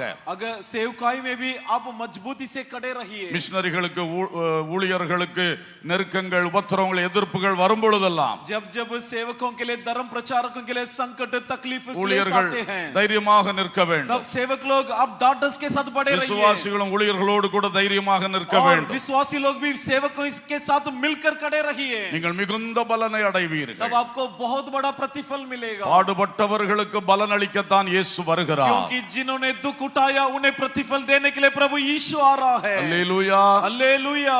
ஐந்தாவதாக पांचवा, கல்லறையில் சரீரமாக இயேசு வைக்கப்பட்டார். कब्र में प्रभु यीशु का शरीर रखा गया। இயேசுவின் சரீரம் கல்லறையில் வைக்கப்பட்டது. यानी यीशु का शरीर को कब्र में रखा गया 3 நாட்கள். 3 दिन। அல்லேலூயா. हालेलुया। அப்போஸ்தலர் 13:29 प्रेरितों के काम 13वां अध्याय 29वां वचन। அவரை குறித்து எழுதியிருக்கிறவைகள் யாவையும் அவர்கள் நிறைவேற்றின பின்பு அவரை மரத்திலிருந்து இறக்கி கல்லறையிலே வைத்தார்கள். उसके बारे में जो कुछ लिखा हुआ, जब वो चीजें पूरी हुई तब उसे उतार कर कब्र में रखा। அல்லேலூயா. हालेलुया। இயேசுவின் சரீரம் 3 நாட்கள் கல்லறையில் வைக்கப்பட்டது. यानी यीशु का शरीर को 3 दिन कब्र में रखा। அவர் பரதீசில் இருந்தார். वो परदेश में था। அவருடைய ஆவியை பிதாவின் கையில் ஒப்பு கொடுத்தார். उसने अपनी आत्मा को पिता के हवाले सौंप दिया। இந்த அவருடைய மரணத்துக்கு அடுத்து அடக்கம் செய்யப்படுகின்ற அந்த விஷயத்திலே और उसके मृत्यु के बाद जब उसे दफनाए, उस मामले में சில சீஷர்கள், कुछ चेले, அரிமத்தி ஊரானாகிய யோசேப்பு, अरिमत्यु गांव के यूसुफ, நிக்கோதேமு, निकोदेमो சில ஸ்திரீகள், और कुछ महिलाएं, அங்கே அந்த சூழ்நிலையிலும் இயேசுவை பின்பற்றும் சீடர்கள். और वहां पर इस दशा में भी यीशु के पीछे चलने वाले चेले। சரி, கடைசியாக சிலுவையிலே அவர் மரித்து விட்டார். ठीक है, आखिरकार क्रूस पर उसका मौत हो गया। அதோடு பலரும் போய்விட்டார். उसके साथ साथ बहुत सारे निकल गए। எல்லாம் முடிஞ்சு போச்சு. सब खत्म हो गया। அந்த சரீரத்தை போய் இறக்கிறதுக்கு அவங்களால முடியவும் முடியாது. अब उसके शरीर को उतारना उनसे मुमकिन नहीं था। அப்போ அங்கே 2 சீஷர்கள் எழும்பினார்கள். तो वहां पर उस वक्त 2 चेले खड़े हुए, 2 பேரும் அந்தரங்க சீஷர்கள். और दोनों आंतरिक चेले थे। அன்றைக்கு இருந்த யூதர்களுடைய அந்த சனகரியும் சங்க அங்கத்தினர்கள் और उस जमाने के यहूदियों के जनगणित संगम के सदस्य थे, பாராளுமன்ற அங்கத்தினர்கள். यानी विधानसभा यानी पार्लियामेंट का सदस्य. அந்த யோசேப்பு தான் தைரியமா போய் பிலாத்துவிடத்தில் கேட்டு இயேசுவின் சரீரத்தை இறக்க அனுமதி பெற்றான். वही व्यक्ति हिम्मत जताकर जाकर पिलातुस से पूछा कि उसका शरीर का उतरने का इजाजत दीजिए. அவனுடைய சொந்த தோட்டத்தில் அவன் உண்டாக்கி இருந்த ஒரு கண்மலையின் இதிலே அந்த கல்லறையிலே இயேசுவை வைத்தான். और उसके अपने जमीन के किसी जगह पर कब्र में जाकर प्रभु यीशु को रखा. இயேசு யாருமற்றவர் போல மரித்தார். यीशु का मृत्यु ऐसा हुआ मानो उसके लिए कोई नहीं थे. சொந்த தாயினாலே அவருக்கு ஒரு அடக்காராதனைக்குள்ள காரியத்தை ஒழுங்கு செய்ய முடியல. प्रभु यीशु का उसकी अपनी माँ उसे दफनाने को नहीं गई. சீசர்களால முடியல, चेले दफनाने नहीं गए, யாரால முடியல. किसी से नहीं हुआ. ஆனா இந்த ரெண்டு சீஷர்கள் அதிலே துணிச்சலோடு வந்தார்கள். लेकिन ये दोनों चेले हिम्मत उठाकर आ गए. அல்லேலூயா. हालेलुया. அவர்கள் இயேசுவை சும்மா அடக்கம் பண்ணல, और वे भी प्रभु यीशु मसीह को नहीं दफनाए. விலையேறப்பெற்ற அந்த சுகந்த வாசனை திரவியங்கள் எல்லாம் கொண்டு வந்து யூதர்கள் செய்யும் முறைப்படி சரீரத்தை நல்லா பதப்படுத்தி கொண்டு போய் அருமையாய் ஒழுங்கின்படி அடக்கம் செய்தார்கள். और उन्होंने कैसा दफनाए पता है कि बहुमूल्य इत्र सुगंधित तेल वगैरह ला करके उसके शरीर में लगाया, मलाया और उसके बाद जा करके दफन किया. அல்லேலூயா. हालेलुया. இயேசு உயிரோடு இருந்து ஊழியம் செய்த நாட்களில் பலர் காணிக்கை கொடுத்திருப்பார்கள். और यीशु मसीह जब जिंदा थे, जब सेवकाई किए, उस वक्त बहुत सारों ने दान दिए होंगे. இப்ப இயேசு தான் பொய்யாச்சே, अब यीशु तो मर गया, இனி எதுக்கு? अब क्यों? ஆனால் அப்பொழுது இந்த விலையுயர்ந்த காணிக்கைகளை அவருக்கு செலுத்த இந்த சீசர்கள் வந்தார்கள். लेकिन उस वक्त भी ये बहुमूल्य भेंट चढ़ाने के लिए ये दोनों चेले आ गए. அல்லேலூயா. हालेलुया. சீசர்கள் எப்பொழுதும் இயேசுவுக்காக செய்கிறவர்களாய் செலவு பண்ணப்படுகிறவர்களாய் இருக்க வேண்டும். चेले हमेशा परमेश्वर के लिए काम करने वाले, परमेश्वर के लिए खर्च करने वाले बनना है. அது சீஷருடைய ஒரு அடையாளம். ये चेला का एक लक्षण है என் கர்த்தர் எனக்கு எல்லாம் தருகிறார், कि मेरा परमेश्वर मुझे सब कुछ देता है, அவருக்கு நான் காணிக்கை செலுத்த வேண்டும். इसलिए उसके लिए मैं भेंट चढ़ाऊं. இது நம்முடைய உள்ளத்திலிருந்து வருகிற மனப்பூர்வமான எண்ணமா இருக்க வேண்டும். ये विचार हमारे दिल की गहराई से निकलना है. இயேசுவின் சரீரத்திற்கு அவர்கள் அன்றைக்கு அந்த காணிக்கைகளை செலுத்தினார்கள். यीशु का शरीर के लिए वे उस दिन भेंट चढ़ाए. நமக்கு தெரியும் சபை என்பது கிறிஸ்துவின் சரீரம். हम जानते कलीसिया यानी मसीह का देह. ஒரு அல்லேலூயா சொல்லுவோம். हालेलुया. கர்த்தருடைய சபைக்காக கர்த்தருடைய ஊழியத்துக்காக தாராளமாக கொடுக்க வேண்டும். मसीह का सेवकाई के लिए, मसीह का कलीसिया के लिए उदारता से देना है. விலை உயர்ந்தவைகளை இயேசுவுக்கு தர வேண்டும். बहुमूल्य चीजों को यीशु के लिए देना है. நம்முடைய சம்பாத்தியத்தில் எல்லாம் தசம பாகத்திற்கும் மேலாக இயேசுவுக்கு தர வேண்டும். हमारी आमदनी में से ना सिर्फ 10वां हिस्सा बल्कि उसे बढ़कर देना है. அந்த தாராள உள்ளம் படைத்தவர்கள் தான் கிறிஸ்துவின் சீஷர்கள். और जिनमें इस प्रकार की उदारता है मानो वही मसीह का चेला है. அல்லேலூயா. हालेलुया. இந்த விஷயத்தில் ஜெயம் எடுக்க வேண்டியவர்கள் ஜெயம் எடுக்க வேண்டும். और जो लोग इस मामले में जयवंत होना है, जयवंत हो जाइए. அவருடைய கையிலிருந்து பெற்றுக் கொள்ளுகிறோம், उसके हाथों से हम लेते हैं அவருக்கு கொடுக்கிறோம். और उसे देते हैं. எல்லாம் நீர் தந்தது, हे प्रभु सब कुछ तूने दिया அதில் ஒரு பகுதியை உமக்கு தருகிறோம். और इसमें से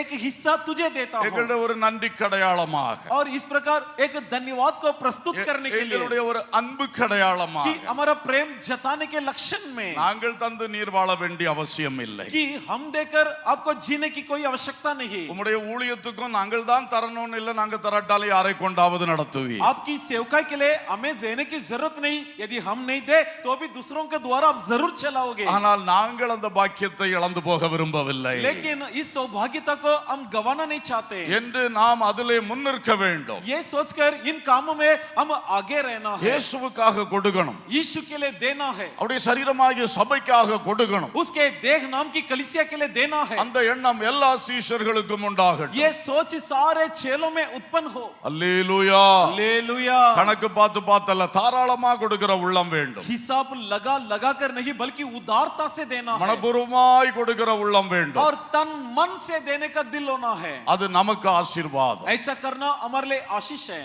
அல்லேலூயா, हालेलुया, அல்லேலூயா. हालेलुया. உங்கள் தசமபாகங்கள் எல்லாம் என் பண்டசாலையிலே கொண்டு வாருங்கள். और कहता कि 10वां हिस्सा मेरे भंडार में लाओ. அதனால் நான் உங்களை ஆசீர்வதிக்கிறேனா இல்லையா என்று சோதித்து பாருங்கள். और उसके बाद परख कर देखो कि मैं तुम्हें आशीषित करता हूं या नहीं. அவ்வளவு ஓப்பனா கர்த்தர் பேசினார். देखिए परमेश्वर ने क्या स्पष्ट सुना दिया. அவருக்கு இல்லாமையினால அல்ல, ऐसा नहीं कि उसके पास नहीं इसलिए बोल இதை दिया, சீஷர்களிடத்தில் அவர் விரும்புகிறதுனால அப்படி சொன்னார். बल्कि अपने चेला से अपेक्षा करता है इसलिए कहता है. அல்லேலூயா. हालेलुया. ஜனங்கள் ஒரு கட்டத்தில் தசமபாகங்கள் கொடுத்து கொண்டிருந்தார்கள். एक जमाने में लोग 10वां हिस्सा देते थे. புதிய ஏற்பாட்டு ஆதி சபையிலே नया नियम की आदि कलीसिया में மக்கள் தங்களுடைய எல்லாவற்றையும் விற்றுக்கொண்டு அப்போஸ்தலருடைய பாதத்திலே வைத்தார்கள். लोग अपनी सारी वस्तुओं को बेचकर प्रेरितों के चरणों में आकर रखते थे. சீஷர்களுடைய கொடுக்கின்ற நிலை அவ்விதமா இருந்தது. जी हाँ, यहाँ तक देने का भावना चेलों में था. எல்லாரும் பொதுவாக வைத்து அனுபவித்தார்கள். और लाकर के सभी लोग एक साथ मिलाकर इस्तेमाल किया. நமக்கு கன்வென்ஷன்ல 5 நாள் சாப்பாடு போடுறோம், சண்டே சாப்பாடு போடுறோம். ஆனா அங்க டெய்லி சாப்பாடு நடந்தது ஆதி சபையில். देखिए हमारे लिए कन्वेंशन में 5 दिन खाना खिलाया जाता है, रविवार के दिन खाना दिया जाता है, लेकिन वहां पर प्रतिदिन खाना खिलाया जाता था. ஏதோ பேதுரு சம்பாத்தியத்துல இருந்தா வந்தது. பேதுரு சம்பாதிச்சு கொண்டு வந்ததா கொடுத்தாரு. वो कमाई थोड़ी पतरुस की कमाई थी. இல்ல, மக்கள் தங்களுடையதெல்லாம் விற்று அப்போஸ்தலர் பாதத்தை வச்சாங்க. नहीं नहीं, लोगों ने अपनी सारी चीजें बेचकर प्रेरितों के चरणों में रखा. அதாக்கும் புதிய ஏற்பாட்டு சீஷர்களுடைய கொடுக்கிற தன்மை. और यही है नया नियम की चेलों का देने का भावना. இன்றைக்கு நாம எப்படி இருக்கிறோம்? आज हमारी क्या स्थिति है? தசமபாகம் கூட கொடுக்காத நிறைய பேர் இருக்கிறாங்க. वो तेरे हैं जो 10वां हिस्सा तक नहीं देते. ஆமென். आमीन. தசமபாகத்துக்காக காணிக்கைக்காக பேசல. मैं 10वां या दान के लिए नहीं बोल रहा हूं, இது சீஷரின் அடையாளத்தில் ஒன்று. परंतु चेलों का लक्षण में से ये एक चिन्ह है. அல்லேலூயா. हालेलुया. இதை நாம் தாராளமாய் செய்யும் பொழுது கர்த்தர் நம்மை ஆசீர்வதிப்பார். जब हम इसे उदारता से करें तब परमेश्वर हमें बहुतायत से आशीष करेगा. அன்பர்களே, கர்த்தர் சில வேளை உங்களிடத்தில் கேட்பார். प्रियो, कई दफा परमेश्वर आपसे मांगेगा. அபிரகாமிடத்தில் உன் சொந்த குமாரனை தான் ஒரு முறை கேட்டார். एक दफा अब्राहम से कहा कि तो अपना एकलौता पुत्र को दे दे. கேட்டதை கொடுக்கணும். मांगा तो देना है. உங்க பிள்ளைய பலி செலுத்துறது கேட்க மாட்டார். आपके बच्चों को बलि चढ़ाने के लिए नहीं मांगेगा. மிஷனரி ஊழியத்துக்கு கொடுன்னு சொல்லுவார். कहेगा धर्म प्रचार की सेवा के लिए सौंप दे. ஐயே, நான் நீட்டுக்கெல்லாம் ரெடி ஆக்கிட்டு இருக்கேன். हाय हाय, ऐसा कैसा? मैं तो नीट की तैयारी कर रहा हूँ. எனக்கு நீட்டுக்கும் ஒரு பகை இல்லை. मेरा नीट के साथ कोई दुश्मनी नहीं. எக்ஸாம்பிள் சொல்லும்போது டக்குன்னு அதுதான் வருது. लेकिन मुंह में यही शब्द निकलता है. நீட்டு படிக்கிறவங்களாம் நல்லா படிங்க. जो नीट की तैयारी कर रहे हो बेहतरीन तैयारी करिए. நல்ல வேலையில வாங்க. और अच्छे अच्छे रोजगार प्राप्त कीजिए. அதே வேளையில கர்த்தர் உங்கள் பிள்ளையை மிஷனரியாக கேட்டா நாளை காலையிலே ஒப்பு கொடுத்துருங்க. उसी समय अगर परमेश्वर आपके बच्चों को सेवा के लिए मांगता है तो कल सुबह समर्पित कर दीजिए. பிள்ளைகளும் உங்கள் வாழ்க்கையை இயேசு என் ஊழியத்தை செய்யணும் சொன்னா அது ஒப்பு கொடுத்துருங்க உடனே. बच्चे, अगर परमेश्वर आपसे कहता है कि बच्चे मेरा सेवा करो तो तुरंत समर्पित कर दीजिए. ஆண்டவரே, பணத்தை கேட்டா பணத்தை தருவேன், பொருளை கேட்டா பொருளை தருவேன். हे प्रभु, यदि तू पैसे मांगेगा पैसे दे दूंगा, यदि तू वस्तु मांगेगा वस्तु दे देगा. என்னையே கேட்டா என்னையே தருவேன். यदि मुझे मांगेगा मैं खुद को दे दूंगा. என் பிள்ளையை கேட்டா பிள்ளையை தருவேன். अगर मेरा बच्चे को मांगेगा बच्चे को दे दूंगा. ஒரு சத்தம் இல்லையே. क्यों खामोश बैठे? ஒரு அல்லேலூயா சொல்லுவோம். एक हालेलुया बोलेंगे. பாத்தீங்களா, சீசருடைய உபதேசத்துல நம்மள உரசி பார்க்கும்போது நம்ம எப்படி இருக்கோம்னு கொஞ்சம் தெரியுது. நம்ம देखा चेलत्व उपदेश में जब अपने आप को हम घिस कर देखते तब हमारी क्या दशा है पता चलती है. சீசர்கள் கர்த்தருக்காய் சந்தோஷமாய் கொடுக்கிறவர்கள். चेला वो लोग हैं जो परमेश्वर के लिए खुशी के साथ देते हैं. தங்களை முழுமையும் கொடுக்கிறவர்கள். अपने आप को पूरी तरह देते हैं. அல்லேலூயா. हालेलुया. ஆறாவதாக, छठवा, பிதாவின் வலது பாரிசத்தில் சர்வ அதிகாரியாக அமர்ந்த இயேசு. यीशु मसीह जो पिता के दाहिने ओर सारे अधिकार प्राप्ति बनकर बैठ गया. அவருடைய ஸ்தானங்களில் ஆறாவது ஸ்தானத்தை பாருங்க.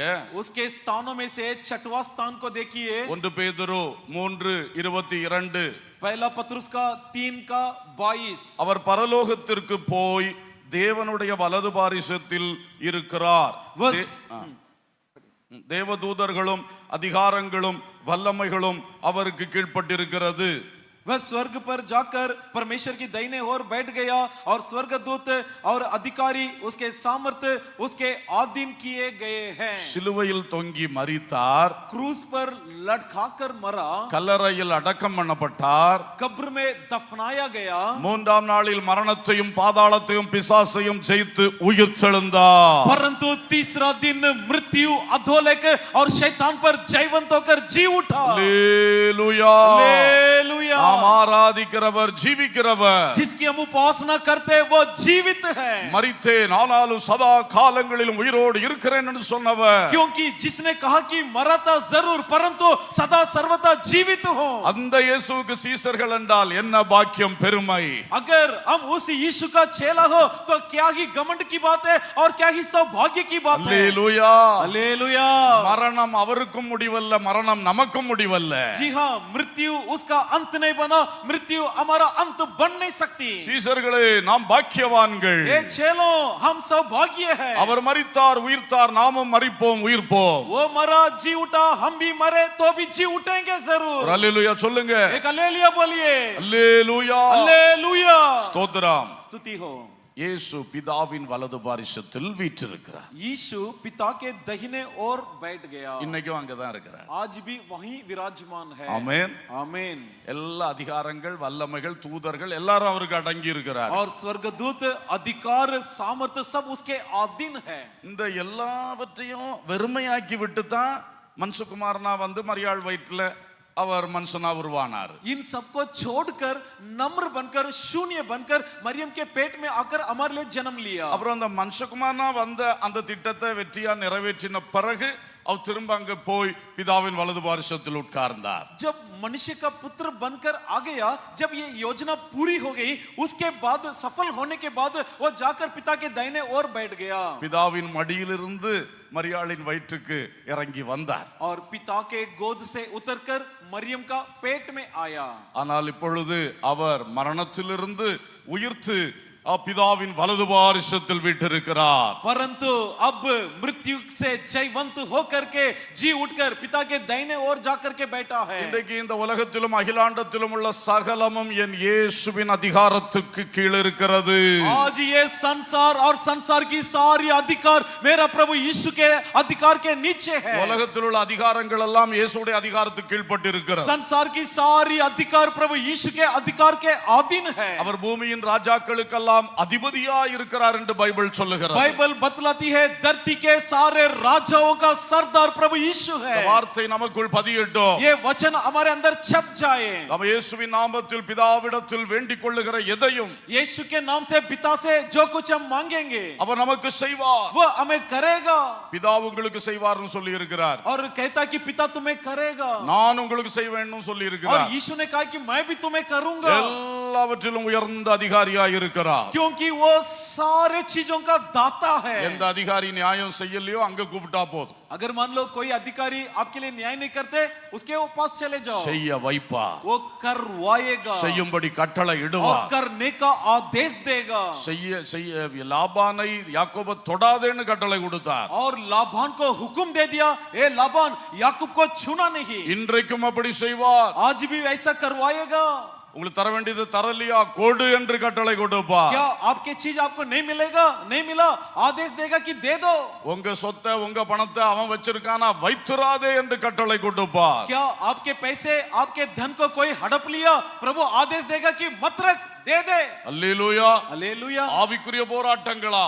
आत्मिक लड़ाई हो क्या? பிசாசு உங்களை தொந்தரவு பண்றானா? क्या शैतान आपको सता रहा है? பயமுறுத்துறானா? क्या आपको डराता है? தடை செய்கிறானா? क्या आपको बाधा लाता है? அவரை நோக்கி கூப்பிடு. उसके ओर करके पुकारो, அவன் விலகி போகும்படி கட்டளை கொடுப்பார். तब परमेश्वर आदेश देगा कि वो तुम्हें छोड़ दे। இவளை விட்டு புறப்பட்டு போ என்று கட்டளை கொடுத்தவர். और जिसने हुक्म दिया कि इसे छोड़कर निकल जा, அவனை விட்டு புறப்பட்டு போ என்று கட்டளை और जिसने கொடுத்தவர். आदेश दिया कि उसे छोड़कर निकल जा, இன்றைக்கும் கட்டளை கொடுக்கிறார். आज भी वो हुक्म जरूर देता है। சும்மா போகாத பிசாசே, शैतान यूं ही नहीं जाएगा, புறப்பட்டு போ. निकल कर चले जा। உனக்கும் ஒரு புறப்பாடு உண்டு. तुझे भी रवाना होना है। புறப்பட்டு போறதுன்னா என்ன? निकल कर जाने का अर्थ क्या है? இங்க சும்மா போறது வேற. यूं ही जाना अलग है। எங்க போறீங்க? சும்மா கடை வர போயிட்டு வரேன். जैसे हम पूछते भाई कहाँ जा रहे हो, नहीं दुकान तक जा रहा அது हूँ, சும்மா போறது. यूं ही जा रहा हूं। பிசாசு அப்படி சும்மா போயிட்டு போயிட்டு வருது சில சமயம். कई बार शैतान यूं ही निकलता है, यूं ही आ जाता है। ஆனா வெளியூர் போனோம்னா புறப்பட்டு போவீர்கள். लेकिन अगर विदेश में या बाहर गांव में जाना है, तैयारी होकर जाते हैं। இயேசு சொன்னார் அந்த மனுஷனுடைய வாழ்க்கையிலிருந்து புறப்பட்டு போயிரு. इसलिए यीशु ने कहा उस व्यक्ति का जीवन को छोड़कर निकल कर चले जा, உனக்கு ஐட்டாவளம் எடுத்துட்டே போயிரு. और तेरा जो कुछ है सब उठाकर निकल जा, திரும்ப அந்த பக்கம் வந்து எட்டி பார்க்காத. दोबारा इस तरफ मत मोड़ना। இது எல்லாவற்றுக்கும் அதிகாரம் இயேசு கையில இருக்கு. ये सारा चीज का अधिकार प्रभु यीशु के पास है। ஆகவே நாம் அவரை நோக்கி கேட்டு பெற்றுக்கொள்ள வேண்டும். इसलिए हम उसके ओर देख करके मांगे और हासिल कर लें। அது மட்டுமா? क्या इतना ही? ரோமர் 8:34 பார்க்கிறோம். रोमियो की पत्री 8:34 में देखते हैं, அவரே தேவனுடைய வலது பாரிசத்திலும் இருக்கிறவர், और वही है जो परमेश्वर के दाहिने ओर बैठता है, நமக்காக வேண்டுதல் செய்கிறவரும் அவரே. और हमारे लिए विनती भी वही करता है। இயேசு வலது பாரிசத்திலிருந்து நமக்காக பரிந்து பேசிக் கொண்டிருக்கிறார். यीशु मसीह दाहिने ओर बैठकर हमारे लिए याचिका करता है। அது ஒரு பெரிய பாக்கியம். ये बहुत बड़ा सौभाग्य है। அல்லேலூயா. हालेलुया। நமக்கு பிதாவுக்கு பக்கத்திலே நமக்கு ஒரு மத்தியஸ்தர் இருக்கிறார். हमारे लिए पिता के बगल में हमारे लिए एक मध्यस्थ करने वाला है। அல்லேலூயா. हालेलुया। உலகத்தில் உள்ள ஊழியக்காரர் நாங்கெல்லாம் உங்களுக்காக ஜெபமனோம். संसार के सेवक हम आपके लिए प्रार्थना करते हैं। உங்க சபை மேய்ப்பர் ரொம்ப முக்கியமானவர். அவர் ஜெபத்தை தான் உங்க விஷயத்துல ஆண்டவர் முதல்ல கேட்பார். और जिनमें आपके कलीसिया का चरवाहा का रोल बहुत जरूरी है, क्योंकि परमेश्वर उनकी प्रार्थना को सुनता है। ஆனா அதுக்கெல்லாம் மேல लेकिन इन सब से बढ़कर பிதாவின் வலது பாரிசத்தில் தானே पिता के दाहिने ओर में நமக்காக பரிந்து பேச இயேசு இருக்கிறார். हमारे लिए विनती करने के लिए यीशु बैठा है। அவர் பரிந்து பேச முழு தகுதி உள்ளவர். जी हाँ, याचिका रखने का पूरी ताकत वही रखता है। நமக்காக அவர் மரித்து உயிர்த்தவர். जी हाँ, हमारे लिए जिसने मरा, हमारे लिए जिसने मृत्यु जय हुआ। அல்லேலூயா. हालेलुया। அது மட்டுமா?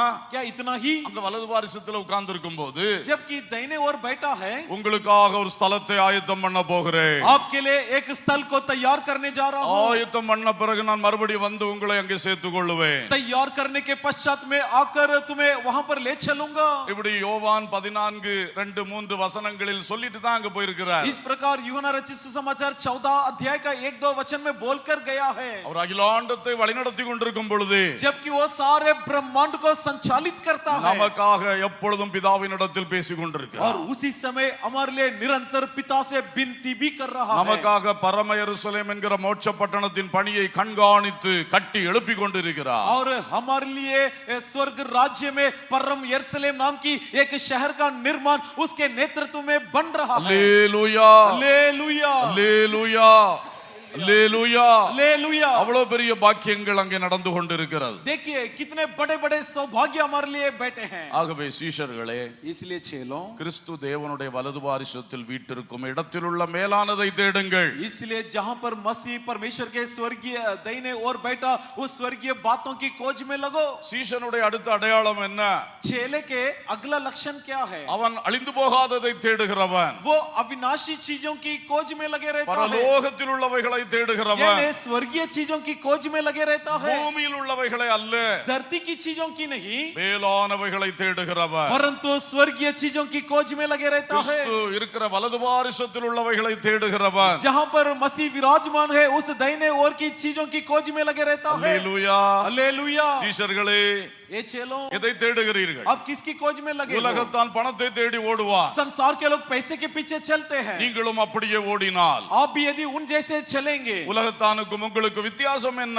तो संसारिक और तुम्हारा क्या अंतर है? உலகத்தான் உலக இன்பத்தை தேடி ஓடுவான். संसारिक संसार की खुशी के पीछे दौड़ता है, நீயோ நித்திய மகிழ்ச்சியை தேடி ஓடு. परंतु तू तो अनंत जीवन की खुशी के लिए दौड़कर जाना। அல்லேலூயா. हालेलुया। உலகத்தான் மனுஷனை தேடி ஓடுவான். और दुनियादारी इंसान की खोज में चलते हैं, நீயோ உனக்காய் பரத்திலே உருவாக்கி அனுப்பி தருகிற ஜோதிகளின் பிதாவை நோக்கி பார். परंतु तू उन ज्योतियों की पिता की ओर ताकना जो तुम्हारे लिए स्वर्ग में एक स्थल को तैयार कर रहा है। சீஷர்களே, உங்களுடைய தேட்டத்திலும் நாட்டத்திலும் இந்த மேன்மை வர வேண்டும். चेलों, आपके खोज में, आपके ख्वाहिश में ये लालच आवे। அல்லேலூயா. हालेलुया। பூமியில் ஒவ்வொரு காரியத்தை செய்யும் பொழுது அந்த சிந்தை இருக்க வேண்டும். धरती में जब जब आप एक एक काम करते, उस वक्त यही यही विचार आपके अंदर बने रहे பூமியில நான் செய்யற எந்த காரியமும் பரலோகத்தின் காரியத்துக்கு எனக்கு தடையை உண்டாக்கிட கூடாது. और धरती में मेरा एक भी काम स्वर्गीय काम के लिए बाधा ना बने. சீசர்கள் மேலானவைகளை தேடுகிறவர்கள், और चेले वो लोग हैं जो स्वर्गीय चीजों की खोज में लगे रहते हैं அழியாமை உள்ளதை தேடுகிறவர்கள், और वे अविनाशी चीजों की खोज में लगे रहते हैं, நித்தியமானவைகளை वे தேடுகிறவர்கள். सनातन चीजों की खोज में लगे रहते हैं. அல்லேலூயா. हालेलुया.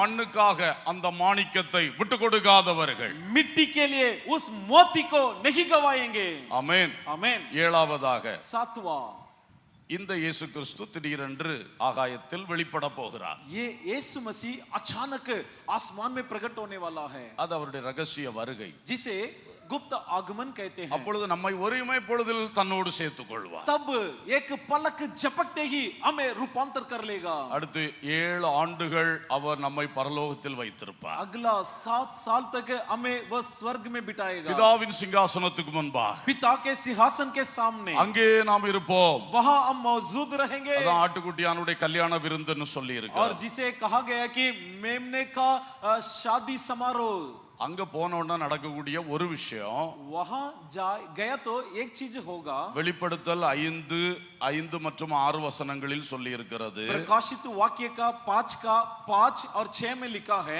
7ஆம் வசனம் வரைக்கும். 7वां वचन तक.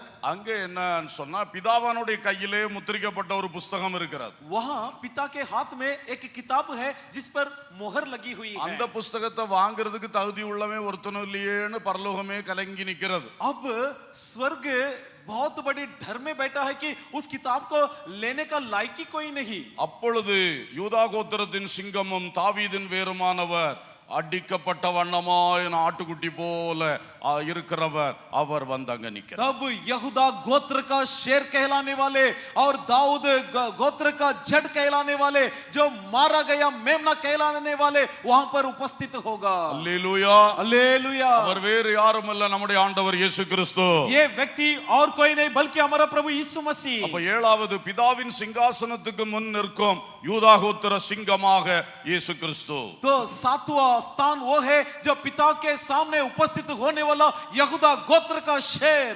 அந்த புத்தகத்தை வாங்கி முத்திரைகளை உடைக்க இந்த பூமியிலே அந்தி கிறிஸ்துவின் ஆட்சியில் நடக்க வேண்டிய காரியங்கள் எல்லாம் நடக்கும். उस किताब को लेकर के उसके मोहर को तोड़ने पर यहाँ पर इस धरती में मसीह विरोधी का काम एक तरफ होता रहेगा. அப்ப இயேசு இந்த அனுபவத்தில் நிற்கும் பொழுது சீஷர்களின் நிலை என்ன?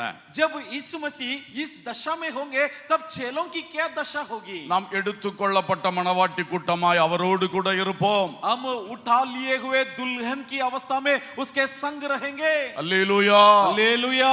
நாம் செய்கைக்கு தக்க பலனை அனுபவிக்கின்ற அந்த நிலையில் நிற்போம். हमारे करनी का भरनी प्राप्त करने के दशा में होंगे. நம்மை குறித்து இயேசு பிதாவுக்கு முன்பாக அறிக்கை பண்ணுகிற நிலையில் இருப்போம். हमारे प्रति प्रभु यीशु मसीह पिता के सामने कबूल करने की अवस्था में होंगे. மணவாட்டி கூட்டம் சீசர் கூட்டம் பரிசு பெறும் நாட்கள். और दुल्हन का झुंड, चेलों का झुंड इनाम हासिल करने का दशा में होंगे. அவனவனுடைய கிரியைக்கு தக்கதாய் அவனவனுக்கு பலன் பெறுகிற நாட்கள். हर एक के करनी के अनुसार उन्हें प्रतिफल देने का दशा में होंगे. அல்லேலூயா. हालेलुया. அந்த 7 ஆண்டுகள் முடிந்த உடனே वो जैसे वो 7 साल समाप्त हो இயேசு जाएगा, நம்மையும் அழைத்துக் கொண்டு இந்த பூமிக்கு வருவார். तब यीशु हमें बुलाकर इस धरती पर आएगा. அதுதான் இயேசுவின் 2ஆம் வருகை என்று और சொல்லப்படுகிறது. जिसे कहा जाता है कि यीशु का दूसरी आगमन. அப்படி வரும் பொழுது जब ऐसा आएगा தாவீதின் சிங்காசனத்தில் ராஜாவாக இயேசு கிறிஸ்து இருப்பார். तब दाऊद के सिंहासन पर यीशु मसीह बतौर राजा विराजमान रहेगा. வெளிப்படுத்தல் 20ஆம் அதிகாரம் 4ஆம் வசனம் அதை சொல்லுகிறது. प्रकाशित वाक्य का 20वां अध्याय का 4वां वचन में लिखा है, சிங்காசனங்கள் போடப்பட்டன.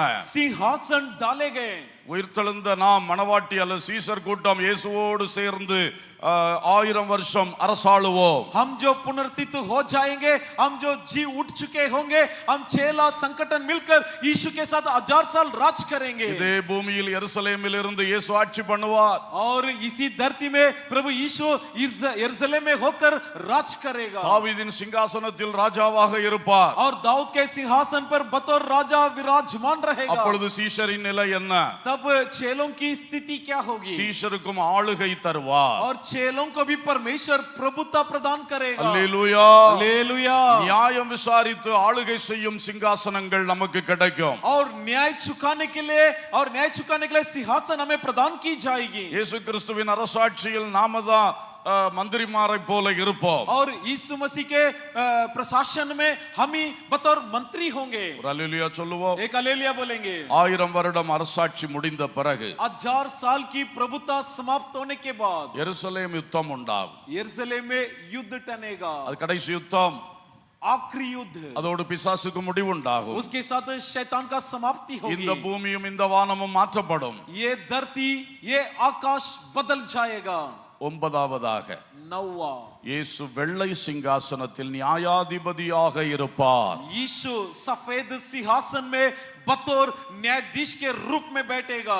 9வது ஸ்தானம். नौवा स्थान, அவர் வெள்ளை சிங்காசனத்தில் நியாயாதிபதியாக இருப்பார். वह सफेद सिंहासन में न्यायाधीश के रूप में बैठेगा। வெளிப்படுத்தல் 20ஆம் அதிகாரம் 11 படிக்கிறோம். प्रकाशित वाक्य का 20वां अध्याय 11 से लेकर के पढ़ते हैं। அனைத்து மனிதர்களையும் உயிரோடு எழுப்பி நியாயம் தீர்ப்பார். और सारे इंसान को जिलाकर न्याय चुकाएगा। அல்லேலூயா. हालेलुया। ஆனால் அப்பொழுது சீஷர்களின் நிலை என்ன? उस वक्त चेलों का स्थिति क्या होगी? நாம் அவரோடு கூட இருப்போம். हम उसके संग रहेंगे। நாம் நியாயம் தீர்க்கப்படுகிறவர்களாய் அல்ல, நியாயம் தீர்க்கிறவர்களாய் அவரோடு கூட இருப்போம். कि न्याय चुकाए जाने वालों के झुंड में नहीं, बल्कि न्याय चुकाने वाले के झुंड में उसके संग रहेंगे। அல்லேலூயா. हालेलुया। 10வதாக 10वां, பரம எருசலேம் சிங்காசனத்தில் நித்தியமாக இயேசு कि உட்கார்ந்திருப்பார். परम यरूशलेम नाम के सिंहासन पर प्रभु यीशु मसीह युगायुग के लिए विराजमान रहेगा। வெளிப்படுத்தல் 22:1 प्रकाशित वाक्य का 22 का 1, அங்கே தேவனும் ஆட்டுக்குட்டியானவரும் இருக்கிற சிங்காசனம் இருக்கும். वहां पर वो सिंहासन रहता है जहां पर परमेश्वर और मेमना परमेश्वर मौजूद होंगे। 4ஆம் வசனம், அவருடைய ஊழியக்காரர் அவரை சேவித்து அவருடைய சமூகத்தை தரிசிப்பார்கள். 4वां वचन, उसका सेवक उसके सेवा टहल करते हुए उसके दर्शन पाएंगे। இந்த வெள்ளை சிங்காசன நியாய தீர்ப்பிலே ये सफेद सिंहासन न्याय चुकाने के समय पर அக்கினி கடலிலே தள்ள வேண்டியவர்களை அங்கே தள்ளுவார். और जिन्हें आग के सागर में डालना है उन्हें आग के झील में डालेगा। புதிய பூமியில் செல்ல வேண்டியவர்களுக்கு அதை செய்வார். और जिन्हें नया धरती पर भेजना है उन्हें वहां पर भिजवाएगा। சீஷர் கூட்டமாகிய மணவாட்டி கூட்டமாகிய நம்மையோ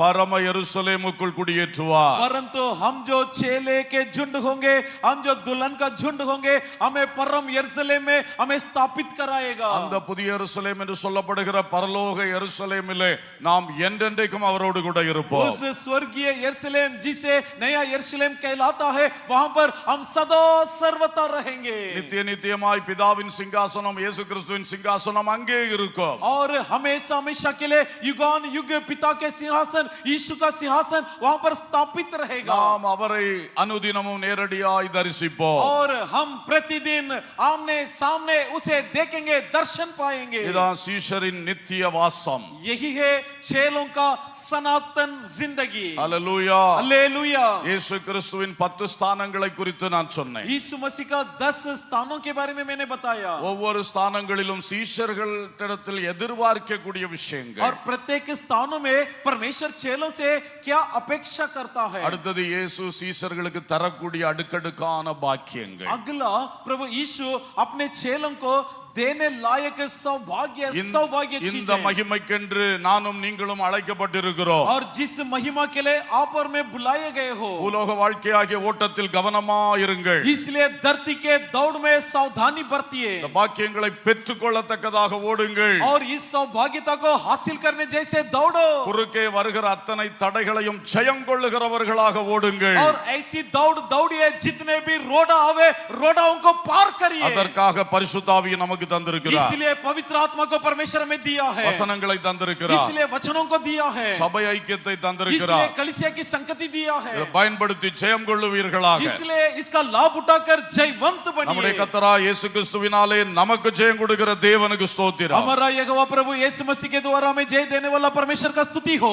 இந்த சீஷரின் ஓட்டத்திலே ஜெயம் பெற கர்த்தர் நடத்துவாராக. इस चेलात्व दौड़ में जय प्राप्त करने के लिए परमेश्वर हमारा अगुवाई करे। கண்களை மூடி ஜெபம் பண்ணுவோம். आइए आंखें बंद करें, प्रार्थना करें। ஜெபத்தில் ஒரு விசை நான் நினைப்பூட்ட और விரும்புகிறேன். प्रार्थना के दौरान एक बार मैं तुम्हें स्मरण दिलाना चाहता हूँ। எல்லாரும் வாய் திறந்து ஜெபிக்க ஆயத்தமாவோம். सब लोग मुंह खोलकर प्रार्थना करने के लिए तैयार हो அடிக்கடி जाइए। நான் சொல்றதா பிரசங்கம் கேட்டுட்டு அப்படி எழும்பி போக கூடாது. मैं अक्सर कहता हूँ कि संदेश सुनकर यूं ही न चले जाएं। கர்த்தர் ஊழியக்காரனை கொண்டு உங்களோடு பேசி இருக்கும் பொழுது परमेश्वर जब सेवक के द्वारा आपसे बातें किया நீங்க है, இப்போ ஆண்டவருக்கு பதில் பேசுங்கள். अब आप परमेश्वर को जवाब रूप से बात कीजिए। கண்களை மூடுங்கள் என்று நாங்கள் சொல்ல வேண்டிய தேவையில்லை. इसलिए हमें कहने की जरूरत न पड़े कि आंखें बंद கண்களை करें। மூடி இருதயத்தை திறவுங்கள். आंखें बंद करें, हृदय खोलिए, உதடுகளை திறவுங்கள். होठों को खोलिए, வாய் திறந்து பேச मुंह ஆரம்பிங்க. खोलकर चर्चा कीजिए இயேசுவே என்னை தெரிந்து கொண்டதுக்காக ஸ்தோத்திரம் சொல்லுங்க. और कहो कि यीशु तूने मुझे चुन लिया, धन्यवाद। உம்மை பின்பற்றும் சீஷனாக சீஷியாக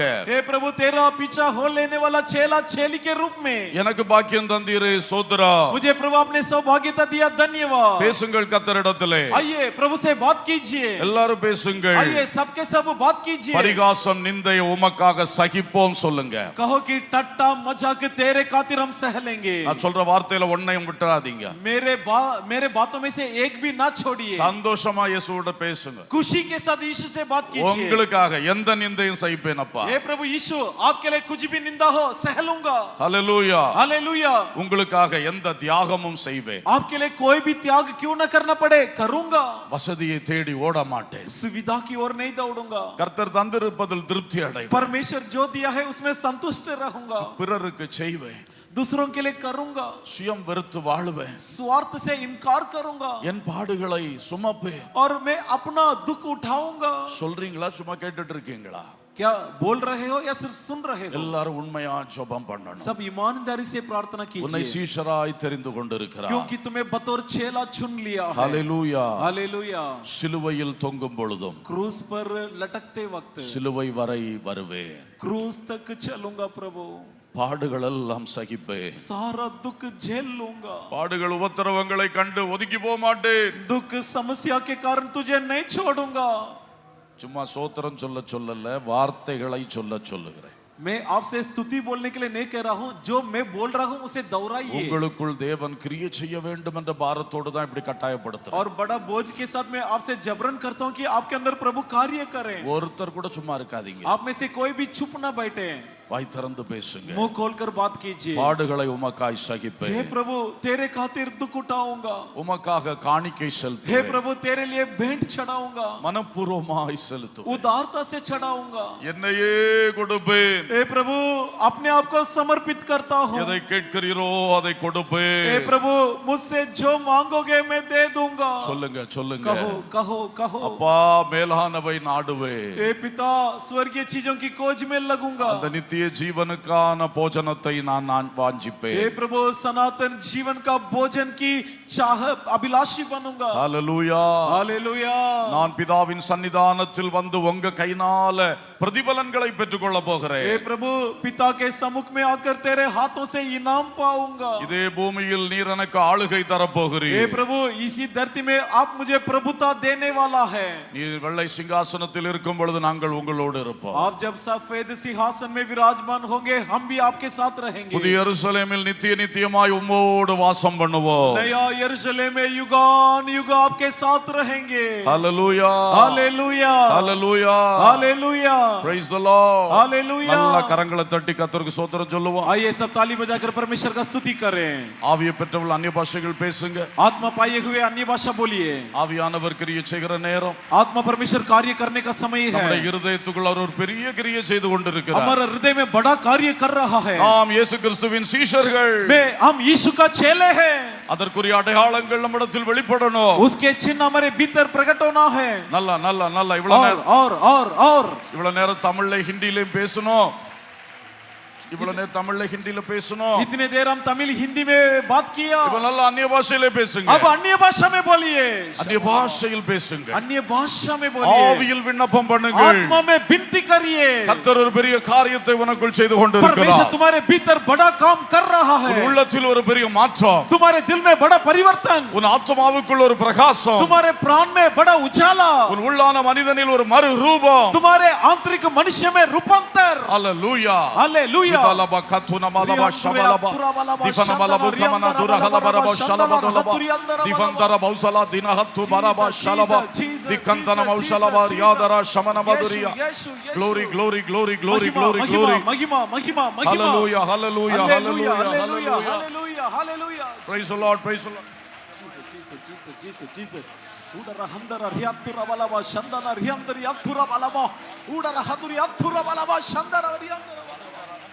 Glory, glory, glory, glory. Hallelujah, hallelujah, hallelujah, hallelujah. Amen, amen, amen, amen. இயேசுவை பின்பற்றும்படி அழைக்கப்பட்டோம். यीशु के पीछे होने के लिए बुलाए गए. உத்தமமாய் பின்பற்றுவோம். कड़ाई से पीछा करेंगे. உத்தமமாய் என்னை பின்பற்றின யோசுவாவும் காலேபும் என்று அவர்கள் சாட்சி பெற்றார்கள். और उन्होंने गवाही प्राप्त किया कि ये कड़ा रीति से यहोशू कालेब ने मेरे पीछे हो लिया. உத்தம சீஷர்களாக. कड़ा चेले के तौर से. உத்தம சீஷர்களாக. और कड़ा चेले के तौर पे. ஊழியக்காரர்களே. सेवकों. தீமோத்தேயு போல தீத்துவ போல. तीमुथियुस के नाई तीतुस के नाई. உத்தம குமாரர்களாக. कड़ा पुत्र के नाई. கிறிஸ்துவை பின்பற்றுங்கள். मसीह का पीछा हो लीजिए. கிறிஸ்துவை பின்பற்றுங்கள். मसीह का पीछा करो. சீஷராக விளங்குங்கள். और चेला बनो. ஹalleluya. हालेलुया. உங்கள் வெளிச்சம் மற்ற மக்கள் மத்தியில் பிரகாசிக்கட்டும். आपके उजाला दूसरे लोगों तक पहुंचे. glory, glory, glory. महिमा महिमा. ஒரு விசை கூட நல்ல கரங்களை தட்டி கர்த்தரை ஸ்தோத்திரம் பண்ணுவோம். और एक बार जोरदार ताली बजाकर परमेश्वर का महिमा करेंगे. நல்ல கரங்களை தட்டி கர்த்தரை மகிமைப்படுத்துவோம். பள்ளியாடி சர்க்கிள் பாஸ்டர் சுந்தரராஜ் அவர்கள் ஜெபித்து ஆசீர்வாதம் சொல்லுவார்கள்.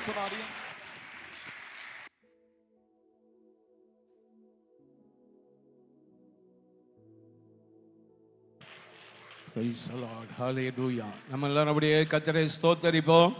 Praise the Lord. ஸ்தோத்திரம் ஸ்தோத்திரம். தேவாதி தேவன் ஆண்டவராய் இயேசு கிறிஸ்துவின் 10 நிலைகளை குறித்து அவர் உட்கார்ந்திருந்த இடங்கள் அவர் செயல்பட்ட விதங்களை நாம் அருமையாக வார்த்தையாக கேட்க உதவி செய்த அன்புக்காய் கர்த்தரை ஸ்தோத்தரிப்போம்.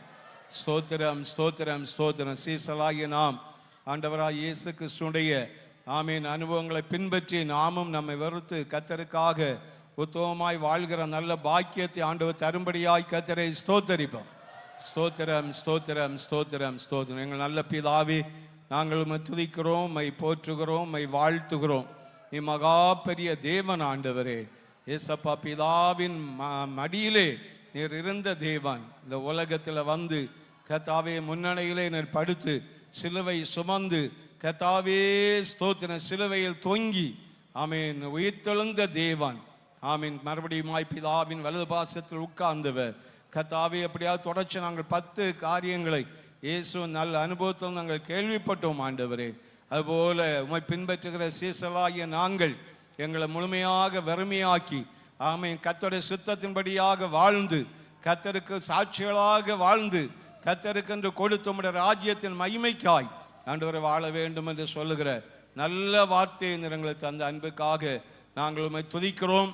பரலோகத்தின் ஆண்டவர், நாங்கள் கேட்டிருக்கிற வார்த்தைகளை ஒருவரும் விட்டுவிடாதபடி எங்கள் இருதயத்திலிருந்து சத்துரு இவைகளை எடுத்து போடாதபடி பரலோகத்தின் ஆண்டவர் பாதுகாக்கும்படியாக நாங்கள் ஜெபிக்கிறோம். எங்களை முழுமையாய் தாழ்த்து உமக்காய் செயல்பட கர்த்தாவே கிருபை தாரும். இந்த தேசிய பொது கன்வென்ஷன் கர்த்தருடைய நாமம் ஒவ்வொரு கூட்டங்கள் மூலமாக ஆமேன் கர்த்தாவே இந்த மகிமைப்பட்டு கொண்டிருக்கிற அன்புக்காக துதிக்கிறோம். விசேஷமான நாளை கர்த்தாவே ஸ்தோத்திரம் பரிசுத்த ஆராதனையிலும் மகிமையான காரியங்களை செய்யும். இன்னும் கர்த்தாவே எங்களுடைய தேசிய தலைமை போதகரை என் வல்லமையாய் பயன்படுத்தும். கர்த்தாவே உம்முடைய நாமம் தொடர்ந்து மகிமைப்படட்டும். ஆசீர்வதியும் இயேசு நாமத்தில் ஜெபங்கள் நல்ல பிதாவே, ஆமீன். என் ஆத்துமாவே கர்த்தரை ஸ்தோத்திரி, என் முழு உள்ளமே அவருடைய பரிசுத்த நாமத்தை ஸ்தோத்திரி. என் ஆத்துமாவே கர்த்தரை ஸ்தோத்திரி, அவர் சகல பங்கள் மறவாதே, ஆமீன். நம்முடைய கர்த்தராகிய இயேசு கிறிஸ்துவின் கிருபையும் பிதாவாகிய தேவனுடைய அன்பும் பரிசுத்த ஆவியானவருடைய தேவனுடைய ஐக்கிய சிநேகம் பாதுகாப்பு நம்மளோடும் சகல பரிசுத்தவான்களோடும் தேசத்தோடும் இன்னும் என்ன சதா காலங்கள் கூட இருப்பதாக, ஆமீன்.